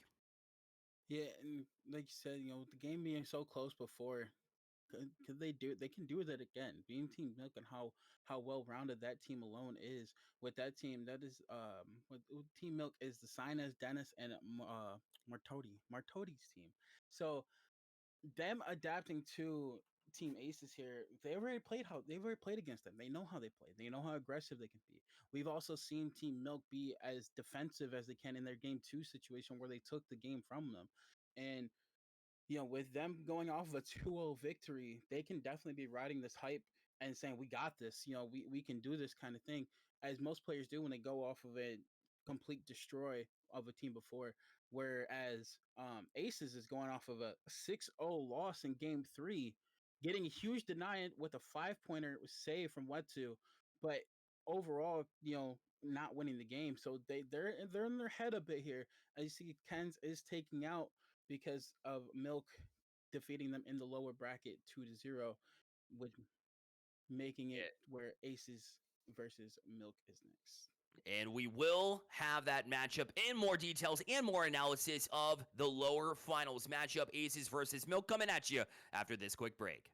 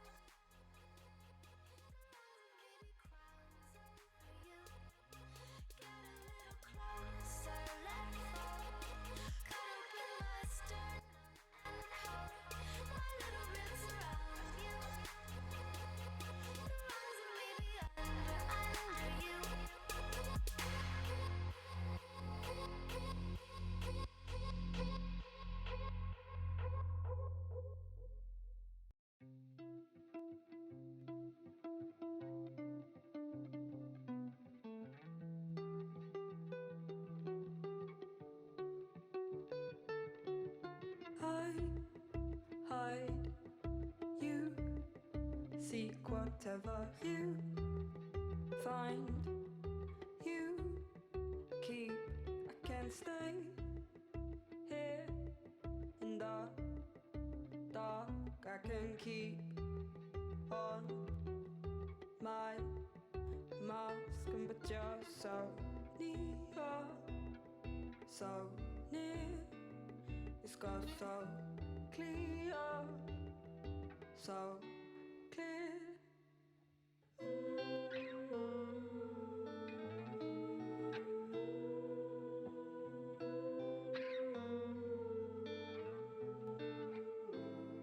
I was half hoping you'd be joking, or maybe this time you had gone mad. You seem lit down by me somehow. Am I moving too slow? You lead, I'll follow, and I've never been here before, but I recognize the front sliding doors. 'Cause I hide, you seek whatever you find. You keep, you can stay here in the dark. You can keep on your mask, but you're so near, so near. It's got so clear, so clear.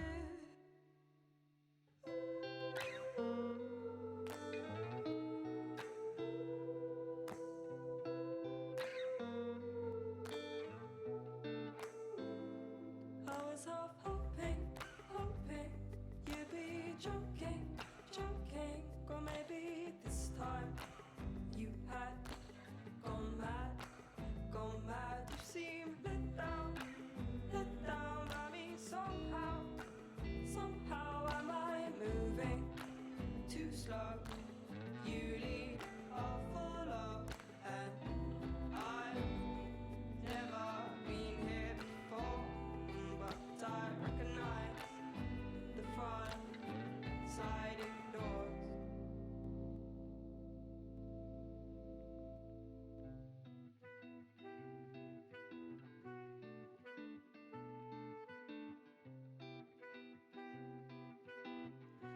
get you high, you got me stunned. You'll always do this. I'll never leave this one alone, in case I lose this.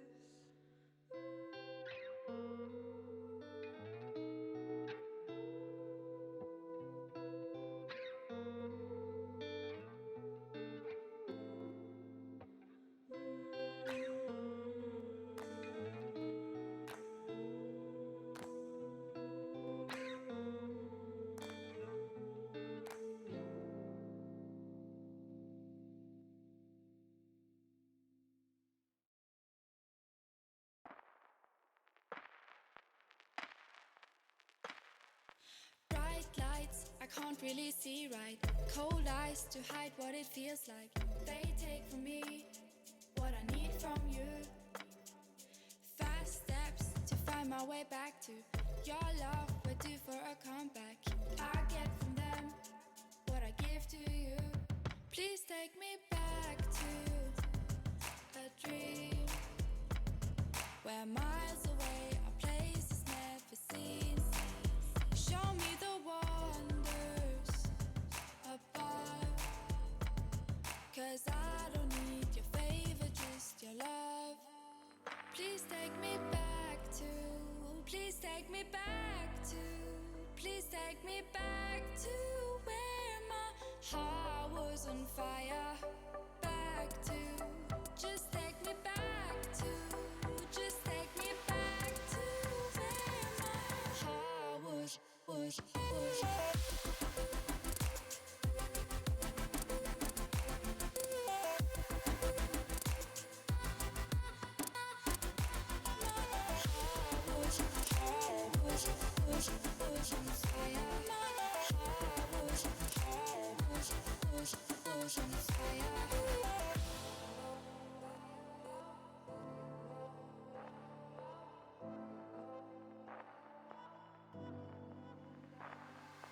Wake up, I don't really feel right. Can't seem to hide what it feels like. This time it's hard to hold on to your love with all of these flashbacks.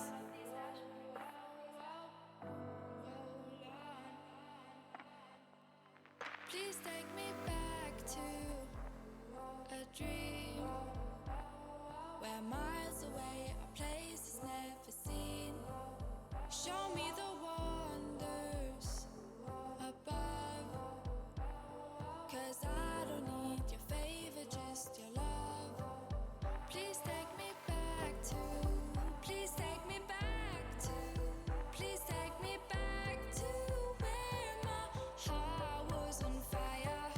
Back to, just take me back to, just take me back to where my heart was.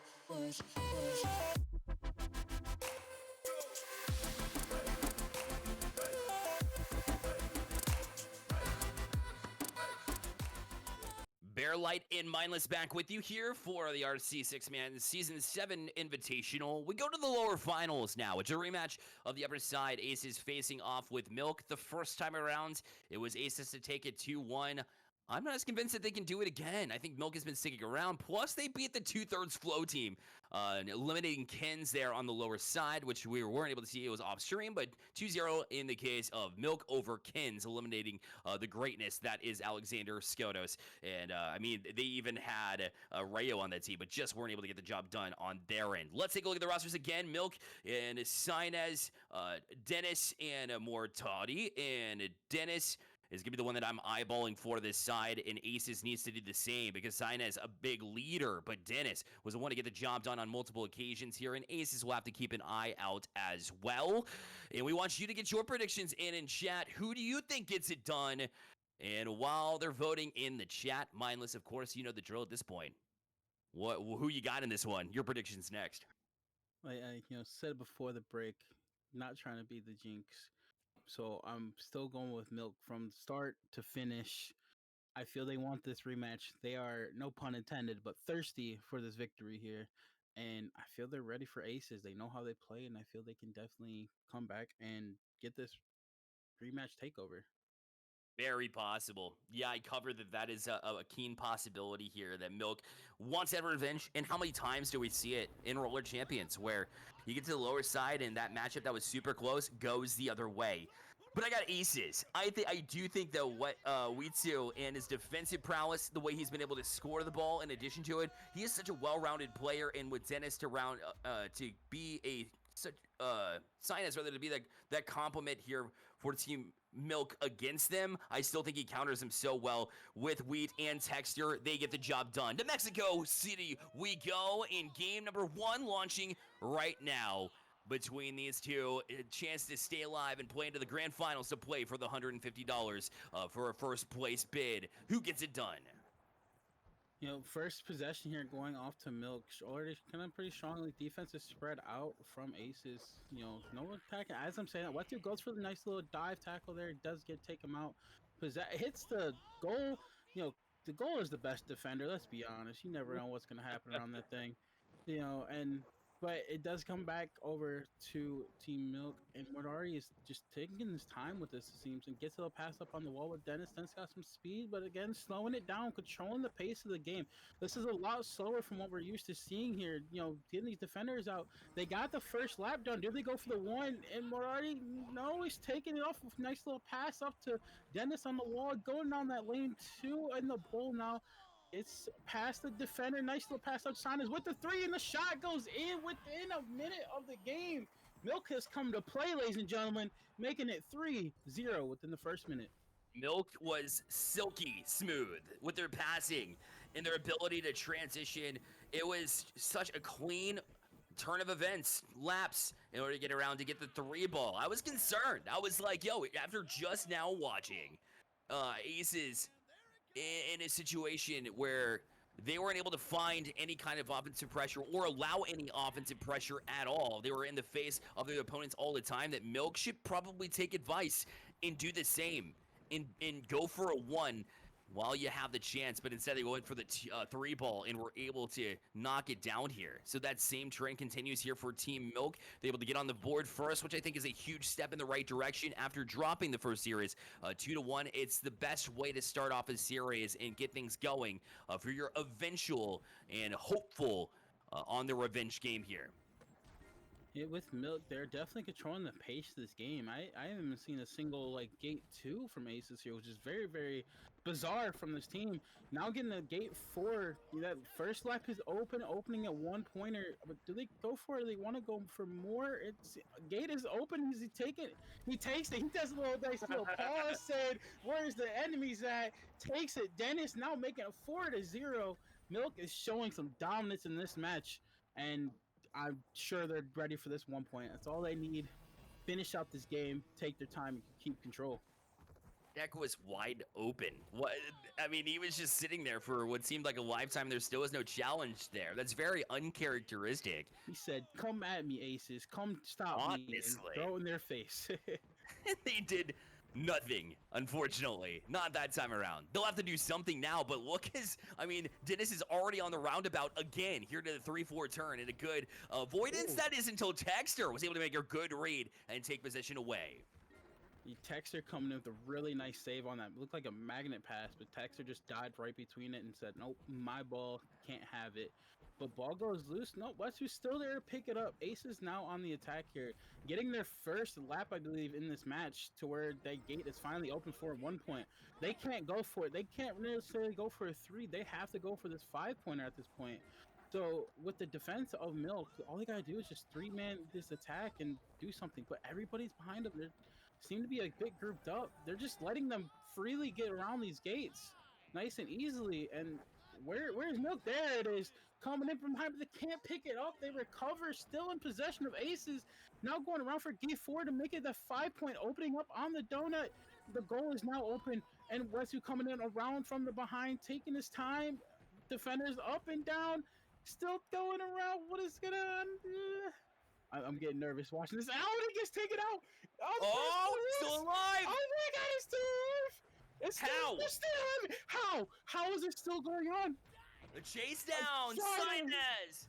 will deny after all that work, pulling it down, a couple of fakes, but they just denied that net. The hoop was guarded at all times, and there is no shot to get it off there. And when they pulled it back down, they were able to gain possession a couple of times in moments where you thought for sure that Aces would eventually jump onto it. They do eventually get to it to kill that opportunity. What a huge moment it was for them to pull it away with that possession. Oh yeah, that goal was stacked with defenders from Team Milk here, and just the way they kept their composure, keeping there was still a guy on net, so they were prepared for them to keep this going. But as we're talking, they're getting these laps, they're getting these gates again here for all they need is a 1-pointer, and they're working on gate 3. Mirari just doing a little dodging, does get taken out by Wetu, and Wetu resets it, taking control now. Aces has to do this all over again. This is starting to where you think, like, are they in their head a bit from that situation that they had a 5 that they fought so hard for? Can they do it again here? There. Making it seem as though it is very possible. Weetsu looking for Gotex up top to the magnetic pass, but that one's well read. But Mort can do more than just have them drop the ball for a second. And like we've seen on so many times in that 3-lapper, Ace is able to still keep possession. It takes them so long. How is Milk getting away with this? They're up 4-0, but the way that they've been able to knock the ball out of the hands and really have the opportunity to gain possession, but they haven't, is crazy to me that they're still at 4-0. But I mean, they'll definitely take that nonetheless. Oh yeah, you seen that little dive tackle in that situation where Sinus denied it to take control of that. He diving through these airs and knocking these players out mid lane, mid uppercut, which is very, very difficult to actually do here, and rarely happens. But the defense of Milk just staying in play here, keeping them really alive at this point. But even the attacking here, balls just going back and forth, and they still have possession here again around this gate 3. They got multiple defenders on them. I don't know if anybody's in the net. One is backing off for net now. Morari's taking his time. Make sure they only got a minute and a half here. They can drown this whole time out. Does get the slingshot. One person on goal. Goal is open for the one. This is for game here. Morari takes the shot and it goes in. Milk coming back for that revenge. 5-0 over to Milk. 1-0. The super sub, Martani, apparently not on the main roster, but he had to thread the needle there. There were defenders jumping through hoop at all times. They were doing a great job to transfer and stagger their jumps, their uppercuts in order to try and defend that net, and I thought they did a great job and didn't give them a whole lot of room, but it didn't matter. They were able to thread the needle for the 1 ball, and after going up 4-0 and holding off a 3-lap effort on the other side from Texter, Weetsu, and Gotex, they were able to deny that opportunity after 3 laps and then pull down for the 1-baller and thread the needle on the final shots here, and they'll take the 1-0 lead in this best of 3 series and be to series point to try to push into the grand finals. What a sequence it was. Yeah, Murtadi definitely taking his time there, seeing the open shot. As you see these stats here, Milk had so much more possession of Aces, and this is like the lowest amount that we've seen Aces possession rate in this entire tournament. Milk, the only one with shots on board and everything. Milk is just showing pure dominance in the situation. Can they keep it going in this game too, though? I mean, they've definitely been able to take more risks here, which Aces could eventually expose on the other side of it. I still believe that Milk has every right to be in the conversation as far as winning the series. They put themselves in prime real estate here. The possession rate speaks for itself. You're right, Aces is hard to control that possession because of how good they are tackling, because of how good they are gaining possession, but they struggled trying to hold on to a ball, try to gain possession back. But you can say the same here for Team Milk. Both of these teams need to be a little bit more mindful when the ball is loose to try to gain that possession in the ball scramble, as Notflix has named it here in the chat. A very good term, by the way, in here. And we'll see if Milk can pull it off. Carrick is rooting for them. Apparently, he wants to face off with Milk in the grand finals, and he might get his wish if things play out how they did in game 1. Oh, yeah, definitely. I can see this going to Milk way. I'm gonna from start to finish. I'm Team Milk all the way here. Sinus being well-rounded with all his defenses, and nothing against anybody else. But Sinus getting these mid-lane tackles. But with Aces having ball here, having control right now of the game, they gotta control the pace. They weren't able to necessarily speedy Gonzalez, in game 1. So see if they can do it this game. Maybe slow it down some, get some passes around, go backwards or something. They keep forcing these laps around bull one. Why not take that long route, take the scenic route, look around at the crowd and the fans in the area, and take your time with it. With Milk having this control of this game, they get taken out and back and forth. Gate one is open, but they don't want that boring 1 point. Moriarty with a nice dump pass over Sinus. He does get it one up on the way, goes for a slingshot, but gets tackled by Wetsu. Those situations are always hard. Like, should I pass? Should I go for it? Wetsu goes for it, and he ends up getting it though, but he does have Sinus in front of him, and Moriarty now in front of him. Can they get past him? No, Moriarty says, that's my pass. Thank you for the ball. I appreciate it. Now it's our turn to have some fun. Couple of big plays coming out from Team Milk.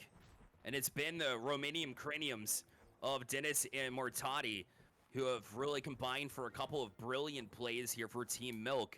But Aces still gains possession back nonetheless. It'll be Weetsu trying to pull this defense out of position. You see them try to get them to get antsy.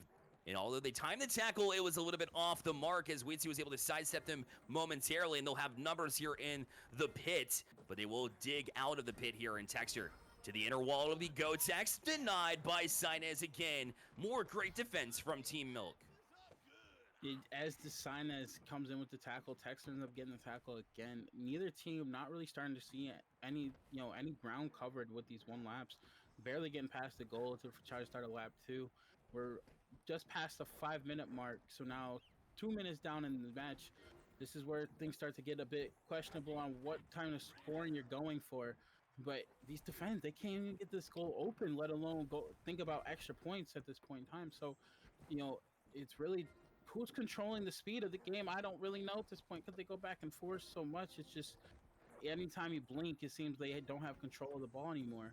But gate 3 now being opened up here by Sinez. Sinez has multiple defenders in front of him. Gets past all of them. Nice little dive pass to Dennis.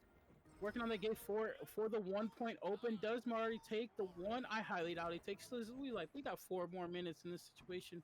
But ball is loose and Gotex picks it up, resetting. Just couldn't quite find the grab, and Gotex was able to just chase it down there because there was nobody else in support there. I like the risk taking when you go cross rink with your passes, but you have to have a backup there in case that ball doesn't connect, but instead just rolled loosely, and one of the easiest changes of possession from Aces. But the good news for Milk is they regain possession. They also have the first 1-pointer open, that is, and now they're through the third gate. We'll toss it high for Mortati. And now tries to keep that same distance. Dennis will capitalize on that one. And they'll be up 3-0 here with 3:30 left in game number 2 and a chance to close out because they're on series point as well. What a sequence. Dennis doing huge, definitely taking that 3-pointer right there. There's no point to go for extra points. They know they can do it. They did it last game with a 3-point to start it off with. With only 3 minutes and 30 seconds left in the game, that could easily be the final points scored this match. Might not even be another 10 with how these two teams are playing. So the defense and the attacking side of Milk is just so much better than what we've seen in their first game. We don't know what happened in their match beforehand with it being off stream, but you begin to think they're riding that wave that they just had against Kens with the 2-0 versus where Aces just lost their match. So, you get to think about who has the better head game in this situation. Ace has been so dominant, but Milk is saying, we know how you guys play. We played against you, and they're controlling the pace of the game so much better. With all the speaking I'm doing, lap 1 is done, my bad, and it goes off to Sinus. Sinus does get it, and he's free for the lap. Multiple defenders in front of him, though. He gets past him with a nice little wall transfer. They are now threatening the game here. Marty with the shot, he scores 6-0. Milk, high fashion, taking the game, making 2-0 victory over Aces. Insanity. And that looked so free as well. Milk making it look easy. Not only do they get their revenge after a 2-1 loss in the upper side, but instead they're going to add to that equation, keep that momentum, keep red hot into the grand finals as they win 2-0 in the series against this team that really held them at bay in the first one. But Aces, although they put up a decent effort in this one, they still Milk made it look easy here. and they'll roll into the grand finals. What a solid performance from these three. I would imagine the possession game was also favoring them yet again, and we'll take a peek and see here. And sure enough, I mean, it just seems like Milk was ready to play. It's slow and steady wins the race as far as adapting to your opponents, and Milk actually ran away with the long game here to take it against Aces. They just played their hearts out, and it showed. Let's take a look at those numbers. And what do you know? 70% for Team Milk on the possession rate, and it felt that way too, Mindless. Oh yeah, that definitely felt that way. They controlled that game so well paced. They were playing it slow, drawing the defenders onto the ball carrier just to get it past one or two defenders, leaving one guy on the net, getting a pass and getting the tackles on the net and everything. You know, as you see, 70% over Aces, who was in game one and even their game before this versus Team Sarek. Their attack was so well done, but Milk coming in with the defense just insane with them only having 30% possession rate. I did not think I would see that. I thought I'd be seeing 55, 45 like we seen the Aces versus Team Sarek last match. But Milk does knock Aces out and does move on to grand finals now here versus Team Sarek. So far, so good. They become red hot in the lower side, just the appropriate time in order to get there. And yes, they'll be heading to the grand finals to face off with Sarek, but it'll be a different ball game. Sarek looks so strong in their upper finals matchups. The only thing that you have going on, number one, is that it will be Milk against a Sarek team who hasn't played in a little bit of time. I mean, it's still been maybe less than an hour, so it hasn't been, they're not getting too cold here. But Milk's still coming in here with an advantage of being red hot versus Sarek that have had to sit for a little bit of time. The other part of the equation is the fact that it'll be a best of 5 as well. They will need to race at the bracket, though, and they'll need to win 2 series in order to get the job done. So, I mean, there's still a long uphill battle for Milk, but so far, so good. We're going to take a quick break before we kick off this grand finals side. We're so deep into this one, so you don't want to go anywhere. You don't want to miss a great grand finals. We'll be right back with the RC 6-Man's Season 7 Invitational Grand Finals. Cold eyes to hide what it feels like. They take from me what I need from you. Fast steps to find my way back to your love. We're due for a comeback. I get from them what I give to you. Please take me back to a dream where miles away our place is never seen. Show me the wonders above, 'cause I don't need your favor, just your love. Please take me back to, please take me back to, please take me back to where my heart was on fire. Back to, just take me back to, just take me back to where my heart was.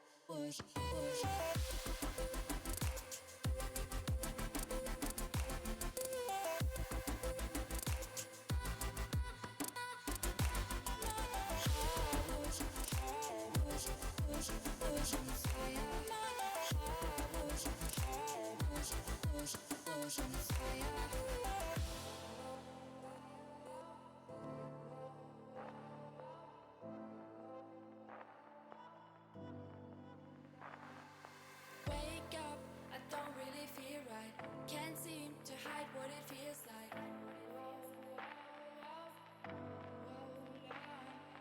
This time it's hard to hold on to your love with all of these flashbacks.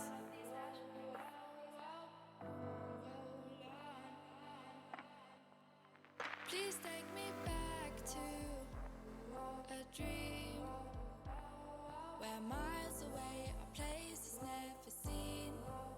Show me the wonders above, 'cause I don't need your favor, just your love. Please take me back to, please take me back to, please take me back to where my heart was on fire.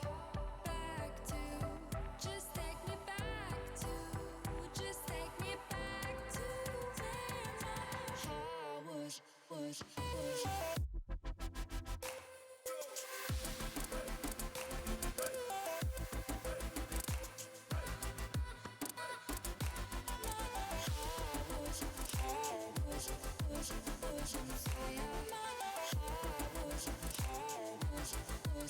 emotions higher.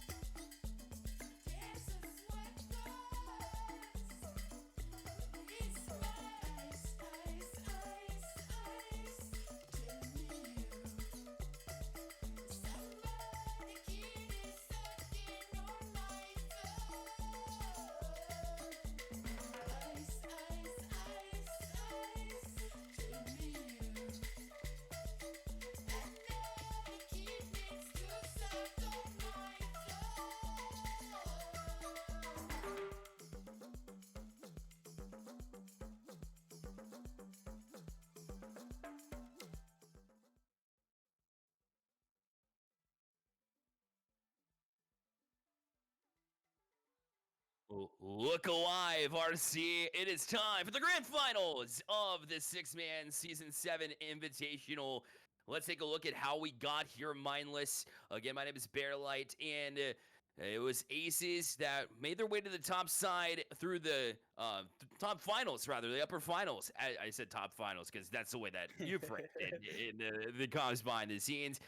But they're actually going to come up short. Milk able to get their revenge 2-0, and so Milk has joined Sarek, who was able to tear through the top side of the bracket. Yeah, Milk, getting taken on that beginning from Aces, getting that revenge was huge, from the start. Just I that last match with this entire tournament we've seen just back and forth constantly. The pace got slowed down a lot in that game by Milk though, like versus Aces, where it wasn't quite as slow as the game before, where it's going back and forth constantly. Where we saw Aces when they lost to Sarek, but same time Milk controlling the speed and able to do it. Sinez and everything coming in with these crazy tackles off the wall everywhere kind of deal. But now it's like, can they keep it up versus Sarek, who was pure dominant in the matches that we have seen so far? Yeah, I mean, and Loi was a huge part of that too, from the Middle Eastern region, and is definitely the best player in that area. I mean, hands down. We got to see a sneak peek of that. But the Greatly Pigeon and character combination happened so frequently as well. And as you take a look at the rosters, make sure to get in your predictions. They're going to be coming up here momentarily as you're right. Sinez had such an incredible game in match, in series. Throughout the entirety of that series, we saw Sinez pop up. But we want your thoughts here in chat. Prediction is now live. Get your thoughts and get your predictions in. And Mindless, that means one thing. I'll let you go first. Who do you have in this grand finals and why? As we're talking here, I'm spending my little points over on that little red side, Team Milk, simply because Wow. Yep. I gotta stick with the man from start All to right. finish, coming back with the revenge, defeating a team like Aces last game. They are running on this high of 2-0s in the last two games, where Sarek might be a little bit cold right now. They didn't get to play the last about hour or so. That could definitely be a huge factor here. And you know, not to be corny or no pun intended, but Milk is showing to be thirsty for this victory once again, and I'm excited to see them do it. And here's why I'll agree that Milk will give them a tough time is because Sinez was that dynamic. Dennis has been making huge plays, and Martotti surprisingly just absolutely taking this opportunity to showcase themselves in what has been a great overall day. But I do not think they pull off two series. There's no chance against Sarek. I got Sarek rolling into the grand finals, Greatly Pigeon and Character. My boys, got to give the loves to the Inye gang as well with Character. And of course, Loai's been so dynamic. This trio has been excellent. I think they close out here in this first series by the count of 3-2. I think they get it done in 5 and just barely hold on for to deny that bracket reset, which I mean, it's very possible with the lineup that we have in front of us here. But I think Sarek gets it done, and we'll see if Chad agrees here off the bat. The points will suggest that Sarek perhaps holds on, as they've got the 4,000 to 1,000 advantage. Are you surprised? Are you changing your mind here, Mindless? What do you think? I'm not surprised. It's understandable with Sarek being in the upper bracket too, where they're going off these wins and stuff like that. Where Milk is fighting from the lower, having to even reset, the bracket. So Milk has to win 6 games versus Sarek only needing to win 3 of in the first set, where Milk really has to win 6. So, you know, it's going to be very difficult, I feel, for Milk to do it. But I definitely got faith, and this little stat sheet I got behind the camera here, behind the screens, definitely shows Milk has the possessions where they only turned over 13 times, but where turnovers from Sarek has been 20. But Sarek's tackles being 41 tackles overall is Yeah. insane. Almost doubling the tackles of Team Milk. So this is gonna be a battle for sure, where not as many turnovers from Milk, but insane tackles. So these two clashing is gonna be crazy to watch from both sides for sure. Agreed. And 17 tackles from Grayley leads the way. They've only played 2 matches because they've only needed 2 matches or series because they got through on the top side, and yet still 17 tackles from Grayley is outrageous. Not to mention the points for this team so spread out. 6 from Grayley. They've got 8 from Character, and they got 4 from Loei. So to predict where they're going to come from as well, these boys and points are going to come from, so difficult to do. But we have game number 1 now of the grand finals as it commences now, and we'll see who gets on the board first to get that very important first strike. Looks like we actually have a bit of a lobby issue, so we will restart here momentarily, so that gives us time to chat a little bit more. So mindless. With this reset might be due to a bit of possibly lag situation because we are on EU side. I don't know if we mentioned that, which is going to be huge for Team Milk here. True. Yep. Because we got Moriarty and Dennis from the EU side where, they won the coin flip, so they did get to pick what servers they're on. So this could be a big factor in this. And might play a little bit into what I was saying with Team Milk with the comeback, but at the same time, I feel they can play on any server. They've done it before and they can do it again right here. I'm not sure what's going to happen, though. Yeah, I mean, Dennis is still putting up points regardless of what servers they're on, even in the NA side. So imagine how much that might bump up as they already have 10 points to their name. Dennis does. So add that to the equation, and you'll see that they really have the opportunity to score as well. I mean, I talked about the balance in points for Team Sarek, and the same exists here, actually, for Team Milk. Sometimes you'll have your goal scorers. I know there's not exactly roles overall, but yeah, again, 5 from Mortati, who's also going to get the benefit of the EU servers. But Sina has also had 6 points himself. So the balance of both of these teams is outstanding. Just the fact that Sarek put up more points was the only reason why I was leaning towards him. I mean, they've been a little bit of a better team. The 41 tackles is outrageous. They get it done not only on the attack, they also do it on the defensive side. But will they be able to handle business here? It's, we get the right rank this time. Game 1 about to crank up here, Mindless. Your final thoughts on the stats side of things? These stats is just it's black and white. Sarek has so much higher situations in the stats wise. The only thing that they're really not beating Milk in is the turnovers. So this comes down to this to show, is it the turnovers that win the game or is it the tackles that wins the game? And here's gonna find out which one it is. Game number 1 of the grand finals here. Again, if you're just joining us, Sarek through the top side of the bracket, if they end up winning this best of 5, they will be crowned champions versus Milk, who's got to get it done twice. They get the job done on the first tackle opportunity. Here is Dennis is able to pull it down, but Grayley able to transition and pick up possession here for Team Milk. As Loei now will try to push out Sarek, rather, as now it'll be Grayley pitching to try to get over this net to get the first gate. And Loei, with some speed, able to avoid 2 tackles and has some empty space here to the 3-4 turn. Sarek definitely getting a little bit of control here. Got the 1 gate open, but Sina's just taking out. It seems like he was trying to look for his teammates to get up in the bowl somewhere or get that nice little pass off. But, with that gate being open, wide open, really, nobody even looking at 1 so early in the game. Understandable, going for a bit extra to get a little bit more of a confident boost. But it shows, like, these 2 teams, yeah, the tackles are more crazy from Sarek, but you can't count out Milk with their tackles and their defense. They don't have turnovers because they got the ball possession. So really, it's whose defense is better, who can take out who, and it's all it takes is one little handle, 1 little possession of the ball to win the game, especially in one of these games for sure. Where you see Milk going around Moriarty with the ball here, passes up to Dennis. Dennis gets taken out, tackled by Character. Grayley picking it up, loose ball over to Loei. Loei now going to sit here, take his time, wait for his teammates, decide on where he wants to go with the ball. A lot of defenders over there in that pity area. And Loei just taking his time, saying, I'm going to go long, drag in 2 defenders, a little bit out of position now for them. And now all team below him, and he gets past him with the pass to Character. Very long Magna pass, getting the bull 2 there. Gate 4 is now on a threat to be opened, and we don't know what's going on. Character's taking his time here, waiting to see if he can get an open goal.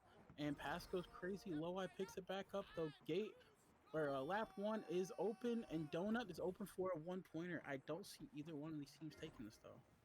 And Character again will be up top. The challenge above net, and Dennis will shut it down and deny. So whether or not they wanted to go for the 1, it won't matter, as it's pulled in by possession by this Milk team. Left down here for Dennis to cycle around. Dennis will try to pull in, but again, possession will trade hands. And, you know, one of the reasons why we talk about Grayley Pigeon and why they're such a strong team player was a sequence that happened just a little bit ago where Character was able to get the tackle. It was a stagger, so the ball was dropped, and Grayley was there to pick it up. We saw the same thing happen to Team Milk, and they just weren't able to have that same support. A member of the team right in rotation, ready to pounce on it should the stagger happen. You know, that's a completely difference maker, and one of the reasons why we see in possession it's Team Sarek who will hit the second gate. It's Low-Eye who will be challenged there. Just a low-end tackle that didn't seem too dangerous, but it gets the job done nonetheless here. And Team Milk only have possession temporarily here. The trade of possession has been real. You can already tell it's going to be a defensive-minded game. Oh yeah, defensive for sure. Neither team really getting any advantage past that lap one. They're getting the gate open. They haven't even touched the gate one after that. So now it comes down to who can get past that gate one after opening this. Nobody wants a one-pointer. One-pointers are boring. Like right there, you could have easily taken the shot, but Low-Eye is like, no, we're good. Let's go for more. And he has Grayley up on the wall, being a pigeon he is, flying high up on the wall, but it gets denied. Dennis gets the touch, and the tackles come out. So now they got defenders behind them from the ground, and Almarati has possession here, and it is now over to, let's see, he's going to Dennis. Now Dennis opening up that gate 3 over to bull 2. You know, it seems Dennis has been a really well ball handler here. Marari getting that ball now with the gate 1, gets tackled, but he picks it back up and tackles the guy afterwards. So now bull 1, or I'm sorry, goal is open 4-1, but they're not going to go for it. They're going to go for a pass here, and it gets denied. This is where you start to think, do we go for these ones, guys? You know, it's open. Take it. You guys can get these laps. You're not able to get more, but every time I say that, they prove me wrong. So I'm hoping Milk can get this because there's still room for Milk, but at the same time, these defenses are going back and forth. As it happens there, it's just ball taken out, and possession swaps over once again this game. For me, it's so odd seeing Grayley Pigeon in character here on the team, and then looking over and seeing Low-Eye and not seeing Sinez, you know, the typical third. So that, I mean, in itself is just crazy to me. Maybe a little bit of bragging rights should they win this one, as far as, you know, who gets the one, who is after that $150 prize pool as well. And right now, it's been a hard-fought battle between the two. And you can say the same thing about the other teammates as well. Dennis and Martati, also teammates. I know Martati as a sub, but has been playing the super sub role this time because his team has been so strong, and so is Character, as he's got the 3 open shot taken. Martani shuts him down. Great denial on the goal line. Martati coming from underneath to snag Character's shot. I don't even think Character's seen him coming up there. He came up from under the goal, didn't go through it or anything. He just jumps right in front of it and says, no, this is ours. And that was for a 3-point. That was the first 3-point we seen in that ring. So now only with a minute left here, this possession can very much decide the game. You know, they can take as much time as they want, go for the OT, possibly even, you know, Low-Eye, you know, winning it. And he goes back for the 1. He takes the 1. Very smart in that situation with only a minute left in the game. You know, now Milk is on, Milk is on the defensive to where they have to play attack-wise and get this point to even tie it, possibly a 3 to win it. We'll see how it goes. Low-Eye, the one to get it done. Character has been criticized in the past in the North American side as being maybe not the most accurate shooter. However, we've seen that change a little bit, as the stats here in the Season 7 Invitational would convince you otherwise with the 8 points that he's been able to capture. But if you want to take a close range shot, then Low-Eye is the man to do it. And of course, Low-Eye was the one to get it done to get that first goal with 43 seconds left. Now they just play keep away. Up on the deck is Character, who chased down from the backside, realizes that, and threads the needle over to Low-Eye. He will now pull it down, works backwards, so much room on the backstretch, so just gonna fall back into this pit. And now we'll launch it all the way across back down over to Grayley Pigeon. We'll make a couple of clean moves and dances around 1 to try to pull it down on the bottom side. And now we'll try to get back after it. Sinez trying and maybe collapsing with a couple of pencil tackles. And the second one actually works. I don't know how you do that after you missed it, but either way, with 8 seconds left, don't give away possession. No, Martati's got it, and this will be their last go. We are going into OT here with Team Milk having possession. Now they get past two defenders with that magnet pass. Dennis having to wait for his teammates here, play a little bit of a solo play, and Grayley comes in with a nice pencil dive to take him out and secure the victory. Only a 1-0. That is very, very low considering who they're playing against right now. And like it takes one possession, and that one possession where they scored the point was the deciding factor. The 20-second tackle in such a big moment for Grayley Pigeon. You expect nothing less. I saw it go into overtime, and I realized that they had one more opportunity, but once I saw that Grayley Pigeon was on it, it gave them a taste of their own medicine, too, with the pencil tackle all the way across basically the stretch in order to get there and time to correct. That's very difficult to do. You have to have great anticipation, and Grayley Pigeon, there's a reason why he's leading the charge here with this 20-second tackle in a big moment to lock down game number 1. And they're just 2 away from the title here in the Season 7 Invitational. And Grayley Pigeon's defense is one of the biggest reasons why. I mean, all 3 of them are contributing, yes, but Grayley leads the charge. There's no doubt about it. Yeah, Grayley basically having almost half of their team's tackles overall. And to think that one player is able to tackle this much in these games is just crazy. He's just on the ball constantly, being that defender that these teams gotta fear. Where Milk has the possession and everything, but Grayley's just there every time. They can't get anything going, and with Sarek having the 3 point, having a 1 point, they're showing they can get these laps, multiple laps, and everything.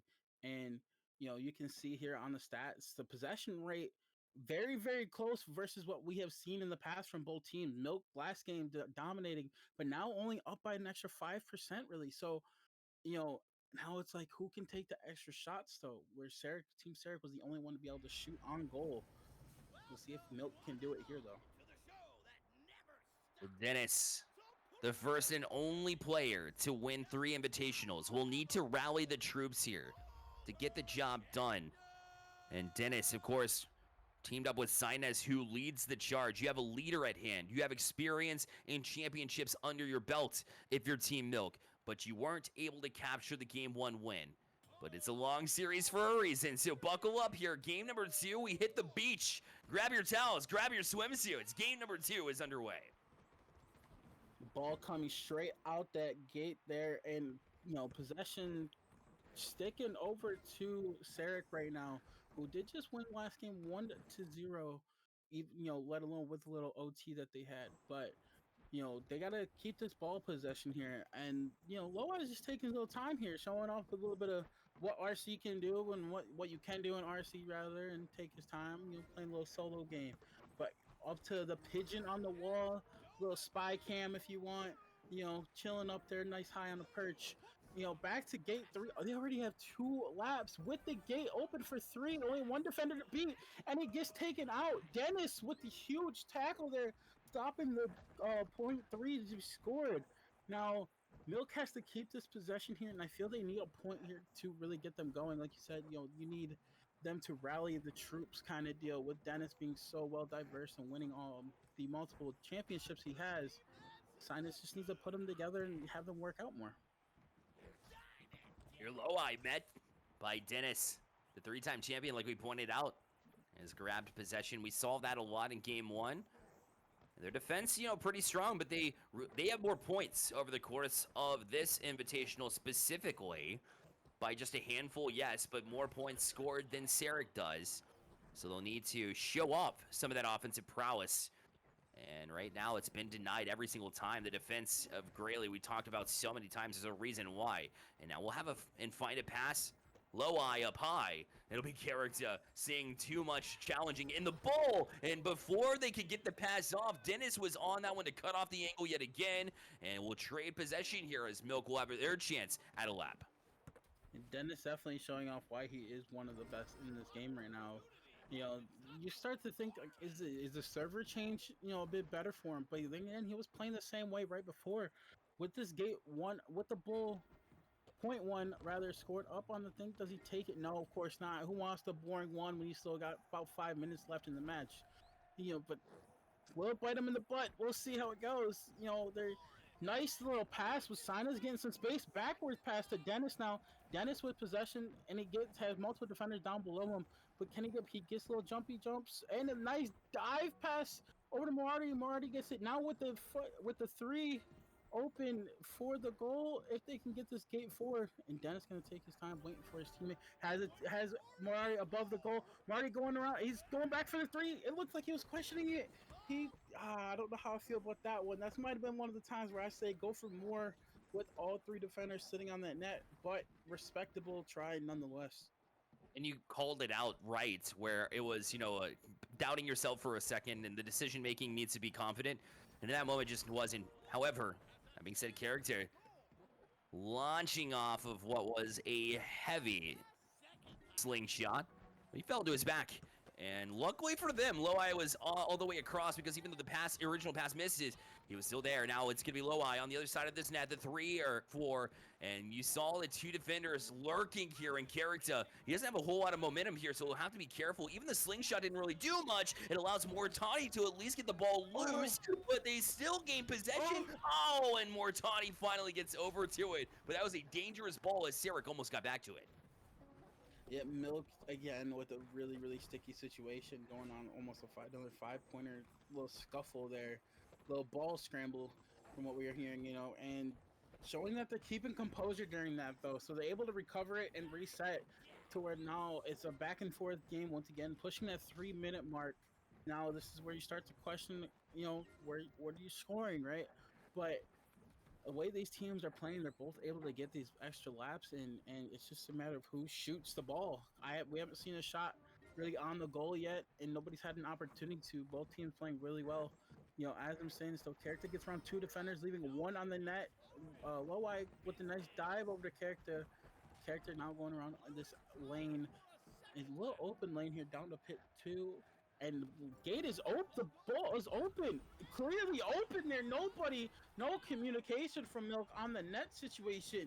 And character's like, hey, I might not be the best shooter, but I can at least score when it's completely open, okay? So showing that he can at least aim a little properly and hit that 3-pointer, make him go up 3-0. Yeah, I gotta eat my words there. I mean, we talked about the criticism the character's got, and that seemed pretty on point. Yeah, I mean, the distance there was definitely stellar, and it's one of the reasons why they now have this 3-0 lead. You rarely see a 3-ball that's that wide open, but here we are here, and Milk's got their first challenge yet again to try to get back on Sarek. Sarek is here and ready to play in this grand finals. We talked about how they might be cold coming in since they haven't played a match in quite a bit, but it does not seem to be the case either. Sainez wants to deny, however, and now Team Milk will gain possession, and Dennis, the one with the ball, and looking for Sainez here through the first gate, but Grayley Pigeon followed him, and now look at his low eye, was able to connect them right where they stood, read that play from a distance, but he's going to toss it away here, and a tackle will put it right back into the hands of Mortati. So you do a couple of things right for Team Sarek, but Milk just stayed with the ball a little bit longer. Sarek with a little bit of a mishap, a blunder, and that'll get possession back to Milk. With only a minute and a half left in this game, I do believe this will probably be close to the last possession, if Milk can even get one here, where, Team Sarek can take their time on this. Character can just dance around all these players. But as saying that he does get taken out, but the ball is still loose and he still keeps possession. As Character might not be the best shooter, I do figure he's one of the better little dodgers in the game. But saying that, he still can be, taken down. Even Superman can, lose to something, right? So Sainez coming off with a lot of speed here. Nice little speed boost off his teammate. Gets the dive pass way past the... And Grayley with the crazy dive off the wall to stop that pass from going on. But the ball is still in possession of Team Milk. And now Dennis in control here with the lap... Going on lap 1, gate 3. To get that... couldn't tell. I think it was off the wall with the tackle. I thought originally that it was a dodge, but in just cutting off that passing lane was absolutely outrageous to me to make that read. Insanity. Now the trade passes. Sainez off the ramp, looking for the outer wall. Now we'll get through one gate and get it to Dennis so they can try to cycle around. They need the 3-ball, and now they'll have Mortati. Other side, great magnetic pass. He'll pull it back down and try to read where Loa is going with it. Now pass all the way up to Dennis, who's going to transfer over to the outer wall. The pass gonna go a little bit wide. They need possession here. 2 seconds left. They couldn't grab it. Instead, character will, and will pull it down. 3-0 the score, and Sarek will head to match point. That's right, ladies and gentlemen. It is not over yet. Sarek needs to still win one more. Milk is still in this game. I have faith in the boys. I have faith in Milk. I want them to get this. You see them just do it right there. If that pass was just a little bit more clean, a little bit more magnety to their little gloves they have on their hands, But overall, they, with Team Sarek just able to come in and pick it up and deny the OT point again. And game 3, man. Oh, this is figuring out to be a very crazy match back and forth. Again, one possession only deciding the factor in each game. Yeah, it's coming down to this at this point. And Milk, hard fought here. Dennis, Mortati in a situation. I mean, they played catch very strongly. A bit of keep away there in that 3-4 turn, the 3-4 bowl, but they just lost possession last second. An unfortunate non-magnetic catch. And it just got and laid loose there for Sarek to pick it up at the last second. It's too close to convince me enough that this one's going to end in the next one. But either way that you chop it up, it'll still be championship point. One more win means a total title for the Season 7 Invitational. But you'll see the stats in front of you still dead even. 55% is not that big of a difference here. But that's the possession rate for Milk over Sarek in that one. But they still couldn't get the job done. And one last shot for Milk. They'll need a reverse sweep to reset the bracket. That is one of the toughest situations to dig out of. But if anybody can do it, it'll be Milk. But can they get it done? Here we go. Game 3. 7 minutes on the clock. And the countdown and rolling begins now. Mindless. Milk's got to get it done here. Milk definitely has to get it done. They fought through the lower bracket already. We already know they're on the back foot, and they have been since after their first loss to Aces. So, I'm looking over here at the stat sheet on the backside. Dennis already has 10 tackles in this series alone.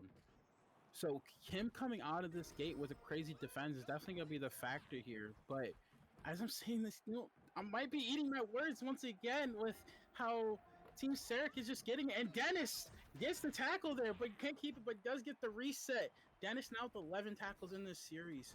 And just overall, the defender to be looking out for sure. Grayley will hands it off. This will be Loai on your screen. Good avoidance and cut back down to the lower side. Grayley will elect to get a pass off to Character instead of taking the shot. And round 2 we go. It's Character through the third gate. Now we'll fake a slingshot there and get it in the hands of Loai, who was looking for the 3, eyeballing it. Now will be tackled from the backside. It's Sainez able to dive in, get the tackle. Mortati will pick it up from there and transfer it over to Dennis. They'll hit the first gate and possession back into the hands of Mortati in the gate here of Team Milk, as Sainez will hit this gate as well, and they'll look to press on here in this first lap. The tackle was actually pretty huge for Sinus to hit there, because if he didn't hit that, they had a full lane clear of enemies for a lap 3 to score 5 there. So, Team Sarek is now showing a little bit more possession control than we have seen in the past couple games here. So they're able to get these passes high up on the wall and keep control, keep the pace of the game, where Milk is now on the back foot and have to play defense, not able to get really any laps. But at the same time, they're denying the laps of Team Sarek to stop them from scoring these high numbers, which is huge and pretty big here. Sinus definitely just taking his time, though, waiting for his teammates to sign where he wants to go. And Dennis, a man to see of the squad, got all players around him, and he dodges every last one of them. Sinus on the wall. Character comes out from behind with a nice spin kick, taking the possession back over to Sarek. And that will be challenged up high. Mortati walks away with this one, skates away with this one, I should say.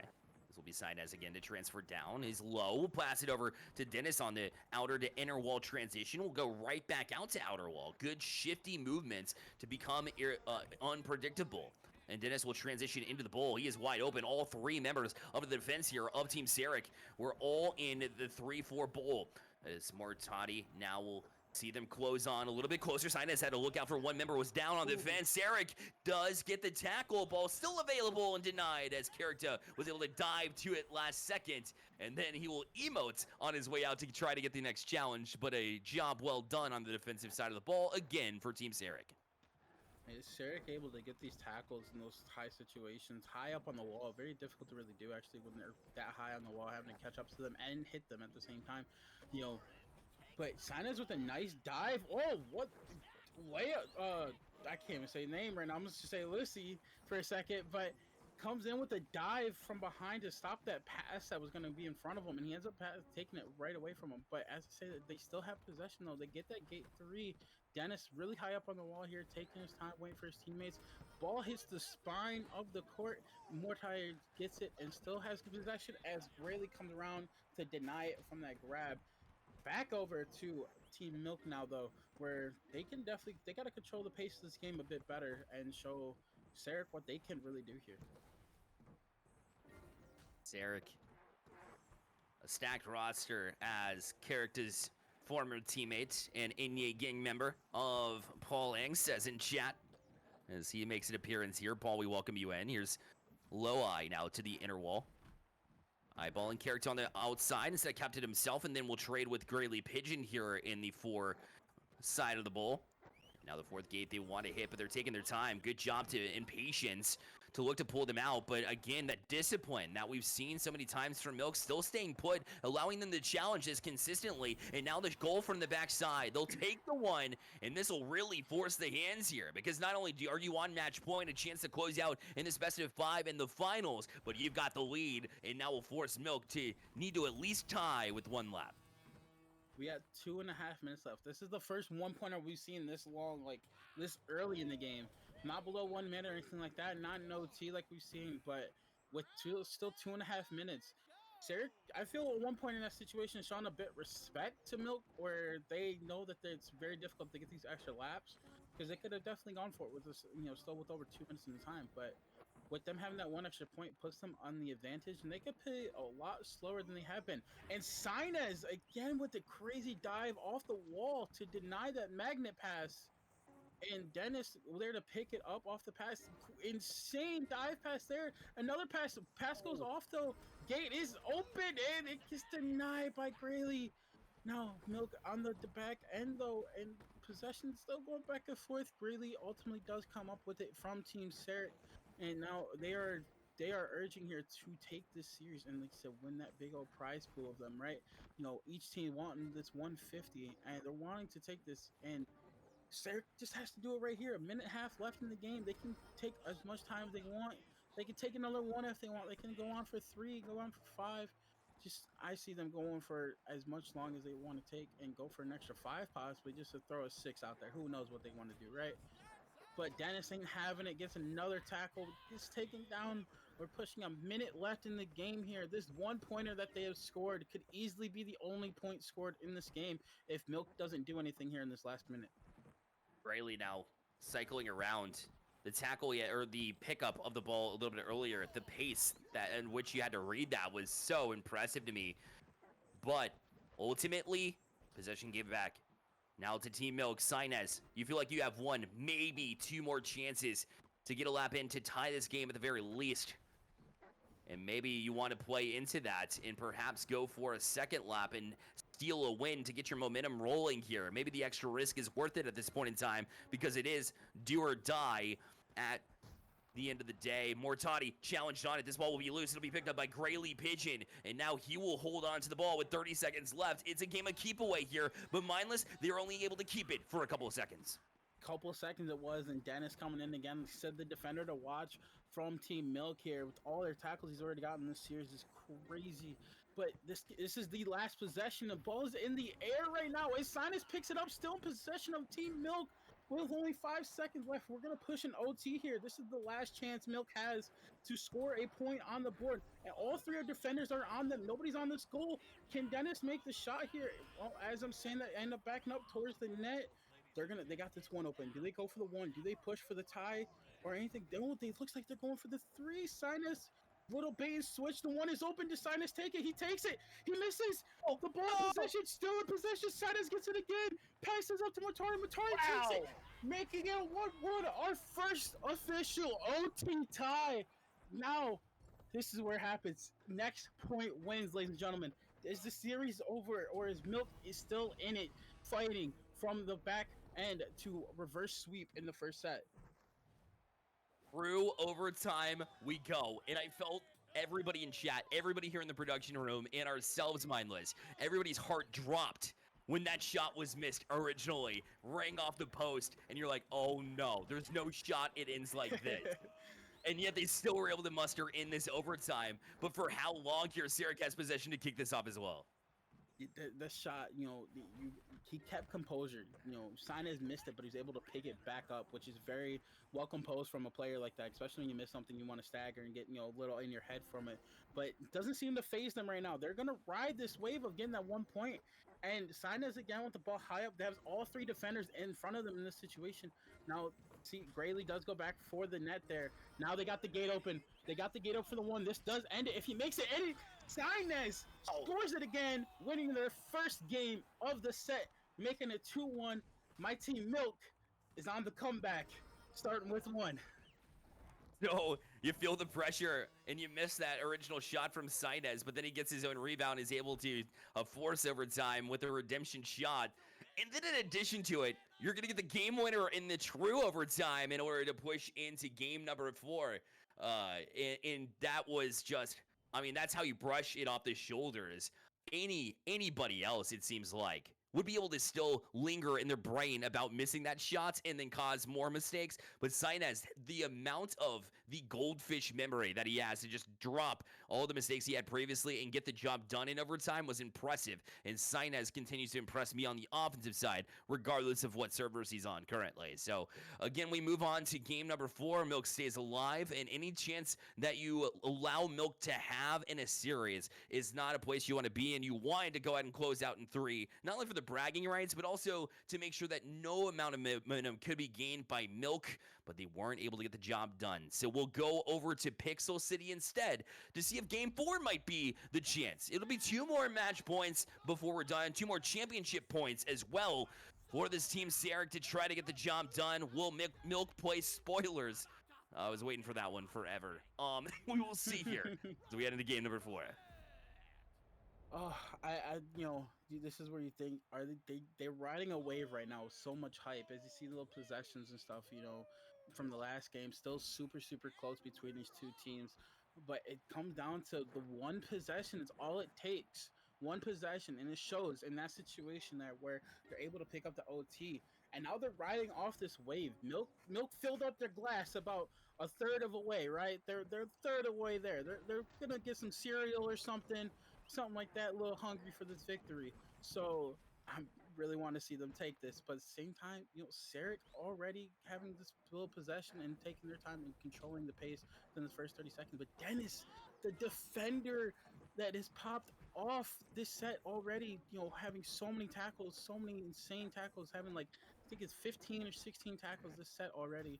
And it's just crazy to see how well he's able to defend. Really able to pick up that loose ball nice and well, pretty easily for him as it was just sitting there laying on the ground. Nice pass up to Character. Character with a weird looking dive there, but he ends up getting it. Nice little pass goes off, but ball still in possession of Grayley, having to reset his gates though. The loose ball play, the scramble, as Nodflix has named it here over the course of today and probably in the past, but I've finally become keen to it. Grayley Pigeon's just absolutely outstanding. It's second to none. The way he's able to read the ball when it's loose to get to it has been so efficient, and it shows in those little every possession matters. You saw the numbers where it's always 55 to 45, right in that range. There's not an 80-20 like we saw in the first round on the upper side. It's always so close. That means that every possession matters, and that's why Grayley Pigeon, just being able to do that, be able to pick up the loose ball. Character showing signs of that as well as he jumps on a loose ball as well. That's one of the reasons why Sarek jumped out to the 2-0 lead here in the series, and they'll need more of that if they want to close out here in this game, as it's still a defensive struggle from both teams. And both these teams are able to pick up these loose balls. Both teams are able to get these tackles in.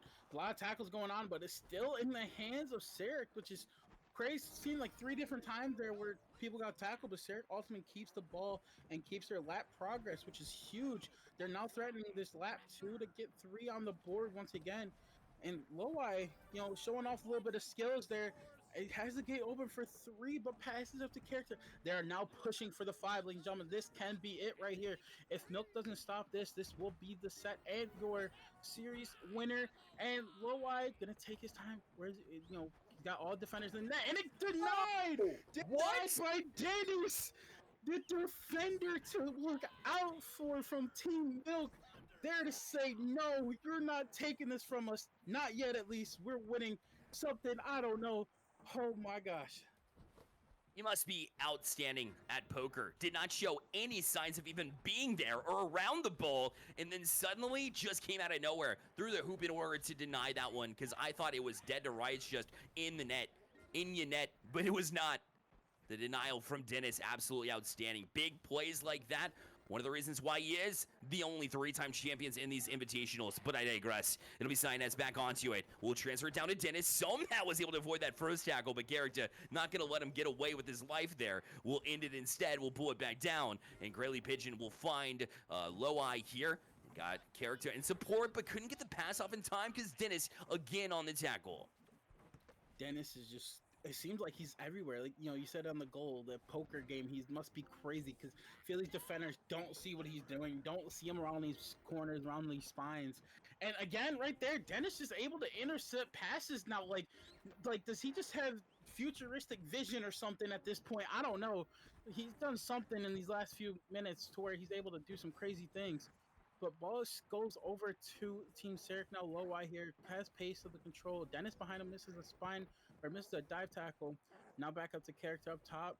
And Character, take it. I feel he should definitely slow down a bit here. Maybe with all these defenders, you still have over almost 3 minutes left in this game. Again, it's come down to the kind of 1 point win it. But from last game, I feel they definitely don't want one. They've seen that they're able to get that and reverse it back on them. Grayley coming around with this gate, keeping the possession all the way through, up to Loweye. Loweye gonna take some time here, wait for his teammates, and he does. And little pass goes a little off. Ball's possession, nobody on net. Oh, Dennis from behind with the crazy deny from an open net. Again, Dennis just saving Team Milk, and the dump pass goes off. And are they able to get it? Can they pull this into a score with only 2 minutes left? Again, the pass goes off. But Character picks it up and now denying it and resetting the laps. Dang, outstanding work. Continues with it. Here's Loweye again. Back down, although he fell.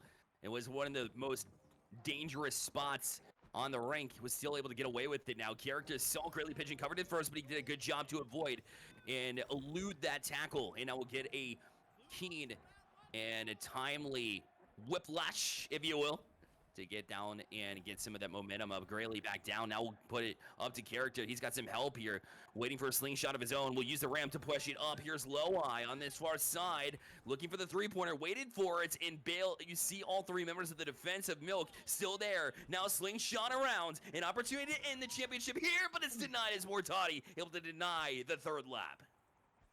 They keep pushing these 5s, Bear. It's making me a bit nervous, man.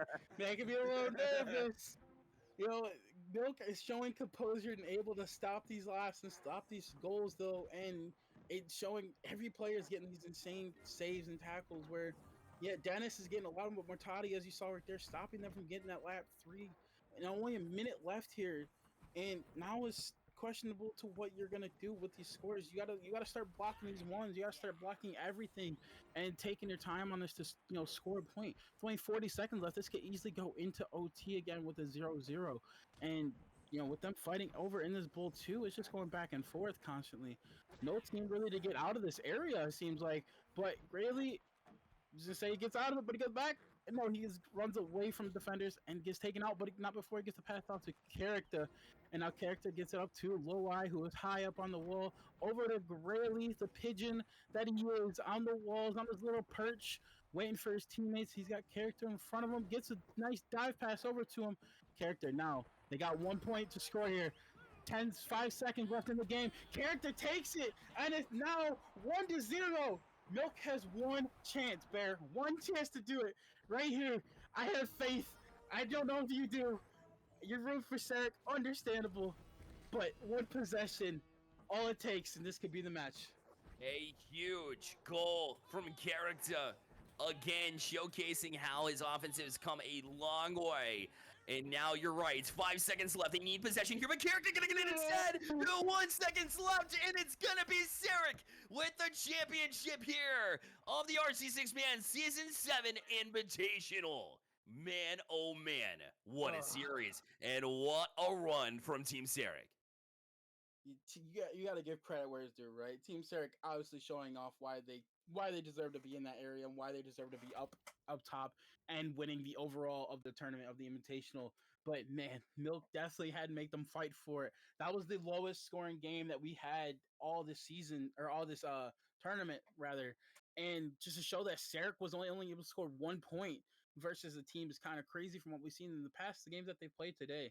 And oh man, Milk, still room for you, boys. It's okay. I understand. It's hard. But you took a game off of them, right? So coming from the loser bracket, fighting their way up to the grand finals, you got to give Milk credit where it's due, at least from that situation. But Sarek overall taking it, not dropping a match, and showing off why they are number one. Milk might have dropped on the upper side, but like you mentioned, they took a game from every single team, including the super teams. Some were naming them in chat. I would agree that they're three very strong players, and three players that made history as well, by the way. It'll be Grayley Pigeons. Finally, he's able to win an invitational here. It took him, it's his sixth that he's participating in. And this is his first victory. Congratulations to Grayley Pigeon for their first title here in an invitational. And Loai, you could say the same, who hasn't participated in 6 of them, no, but able to get the first one before Grayley Pigeon did, or I guess at the same time, right? But before he had to spend 6. So Grayley Pigeon finally a weight off the shoulders, able to fly high now because of it. Loai with the first invitational victory as well here in 6-mans. And now tying Dennis for the most invitational wins is Character with his third invitational victory. And it was quite the run from Sarek. Indeed, we talked about how Milk was taking games off of everybody. Well, Sarek, they only dropped 3 games total. Sorry, 2 games total throughout the entirety of this bracket. They were outstanding. Outstanding indeed, Bear. And it goes to making history for these teams. And like you said before, this could just be simple bragging rights between these two teams, right? Because we have the team situated in the in the leagues rather, where Sinez and Grayley and Character are squad or a teammate, right? As well as Low White, Dennis, and Matardi. And they just swapped one character. Now this is gonna be like, we beat you kind of deal, and we took it kind of thing, or just a little fun bragging rights. I feel that can possibly be a bit more fun to have to deal with. And looking at these stats from these matches from these two teams is just crazy. Tackles from Sarek being 74 overall tackles is insane. Insane tackles. It is insane. That defense comes in handy. Defense wins championships. Defenses win invitationals clearly, and they're able to get enough goals in the process as well to edge out the competition. And not only history made for these 3 players, but also $50 in their pockets for each of these 3 players. And the last standing and alive was Team Sarek, Grayley Pigeon, Character, and Loai, your champions here of the Season 7 Invitational. Final thoughts here, Mindless, before we bid our viewers adieu. Final thoughts, man. This is RC. You never know what's gonna happen. You can't blink during these matches. It's like, casting. I'm enjoying this so much, guys. It's a lot of fun, and to see these matches go as crazy as they are, to be part of the game for so long, and seeing people still play at this high caliber is insane to me. That they're still so good at it. I feel like I get on the game and I'm just like, oh, I'm tackled. Oh, ball loose. And here they are getting 5 points and 3s and crazy slingshots, and overall just insane tournament to watch. This invitational by far was another one I will definitely have to go back and watch again for sure. A big thank you to everybody here at Glorious Esports for putting this on. Outstanding. And a shout out to Mindless here in the booth with me as well. For the second time ever, you couldn't even tell. Also, a big thank you to all the players competing here, everybody in chat, the viewers. Without you, this is not possible as well. That'll wrap up the RC Six Man's Invitational on number 7. We appreciate you so much for tuning in and hanging out with us. Until next time, Bearland and Mindless, we'll see you all later. Good night. You're stuck in my brain like an endless melody.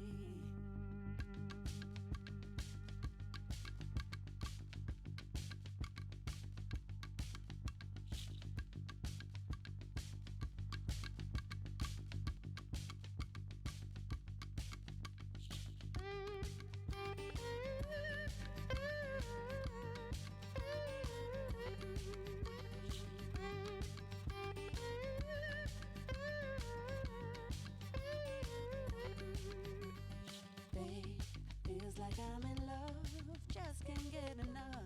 I'm in need of remedy. Yeah, I've been in love before, but I'm standing at your door. But nothing is like everything.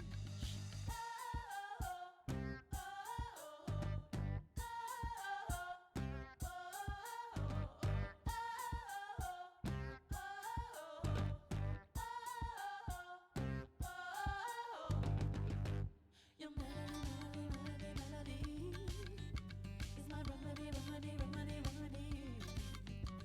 Your melody is my remedy.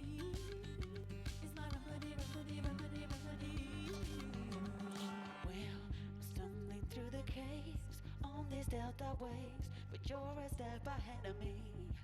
Strange how I feel this way, but you're still in my brain like an endless melody.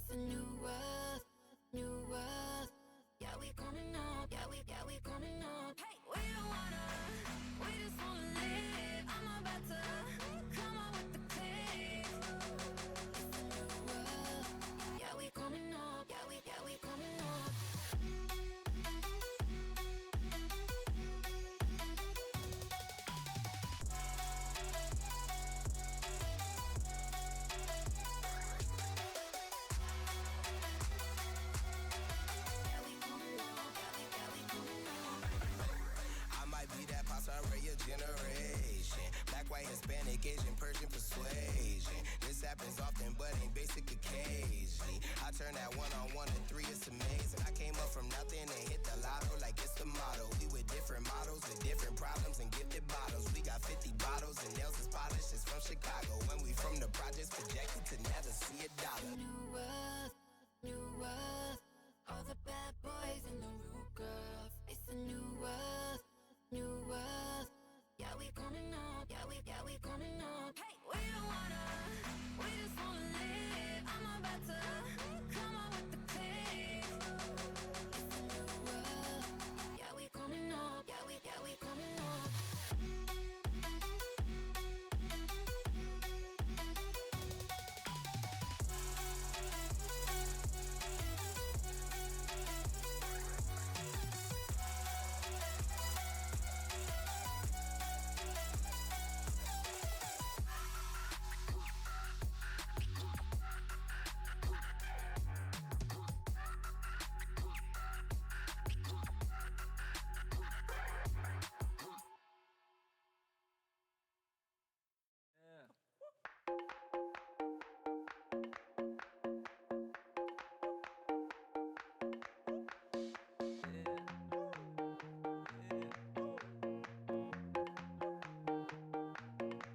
I feel fantastic because I'm classy.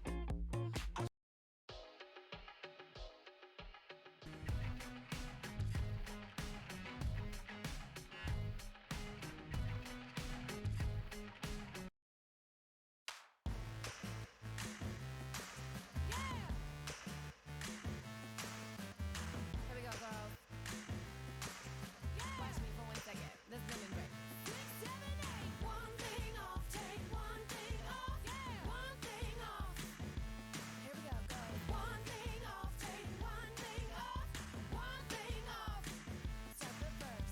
Take it off and let it go. You don't need it anymore. Shake that shit and double down. Bump and grind your kid and yo. Hold your tongue but don't hold back. Ball so hard you can't go back. Shimmy, shimmy, what Coco say? Naked is a better way. One thing off, take one thing off. Yeah. One thing off. First your shirt and then your pants.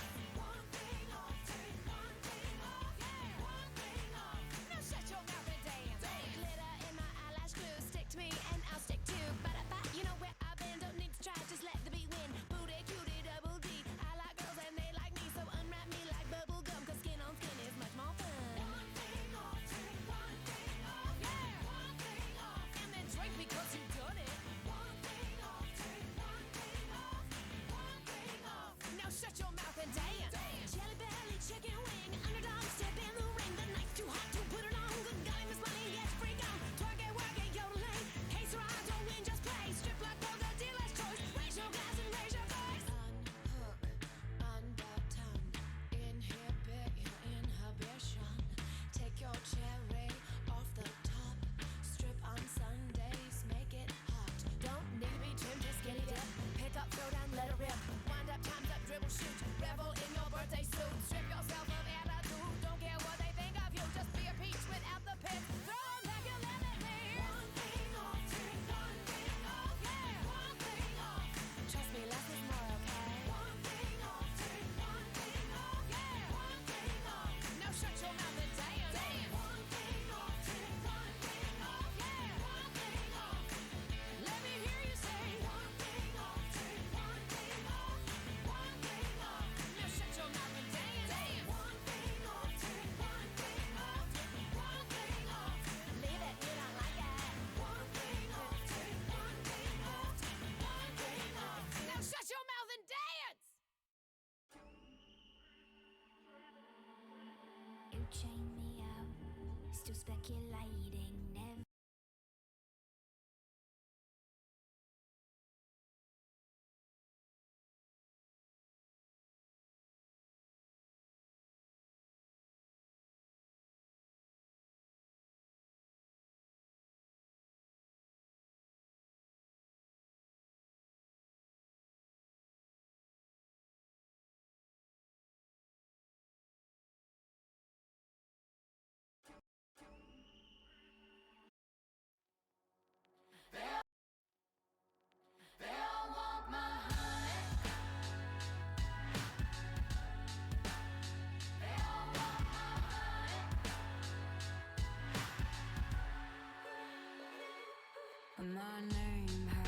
has gotten so big it's getting dangerous, dangerous. And the taste is oh so sweet, but it's poisonous. I glitter gold, I look real nice, but you should know, if you get too close, you cannot hold me responsible. I can hear them talk up and down the block. They're saying tick, tick, tock, 'cause I'm about to blow up. They all want my heart, they want a piece of me. They all want my heart, 'cause baby I'm the queen bee.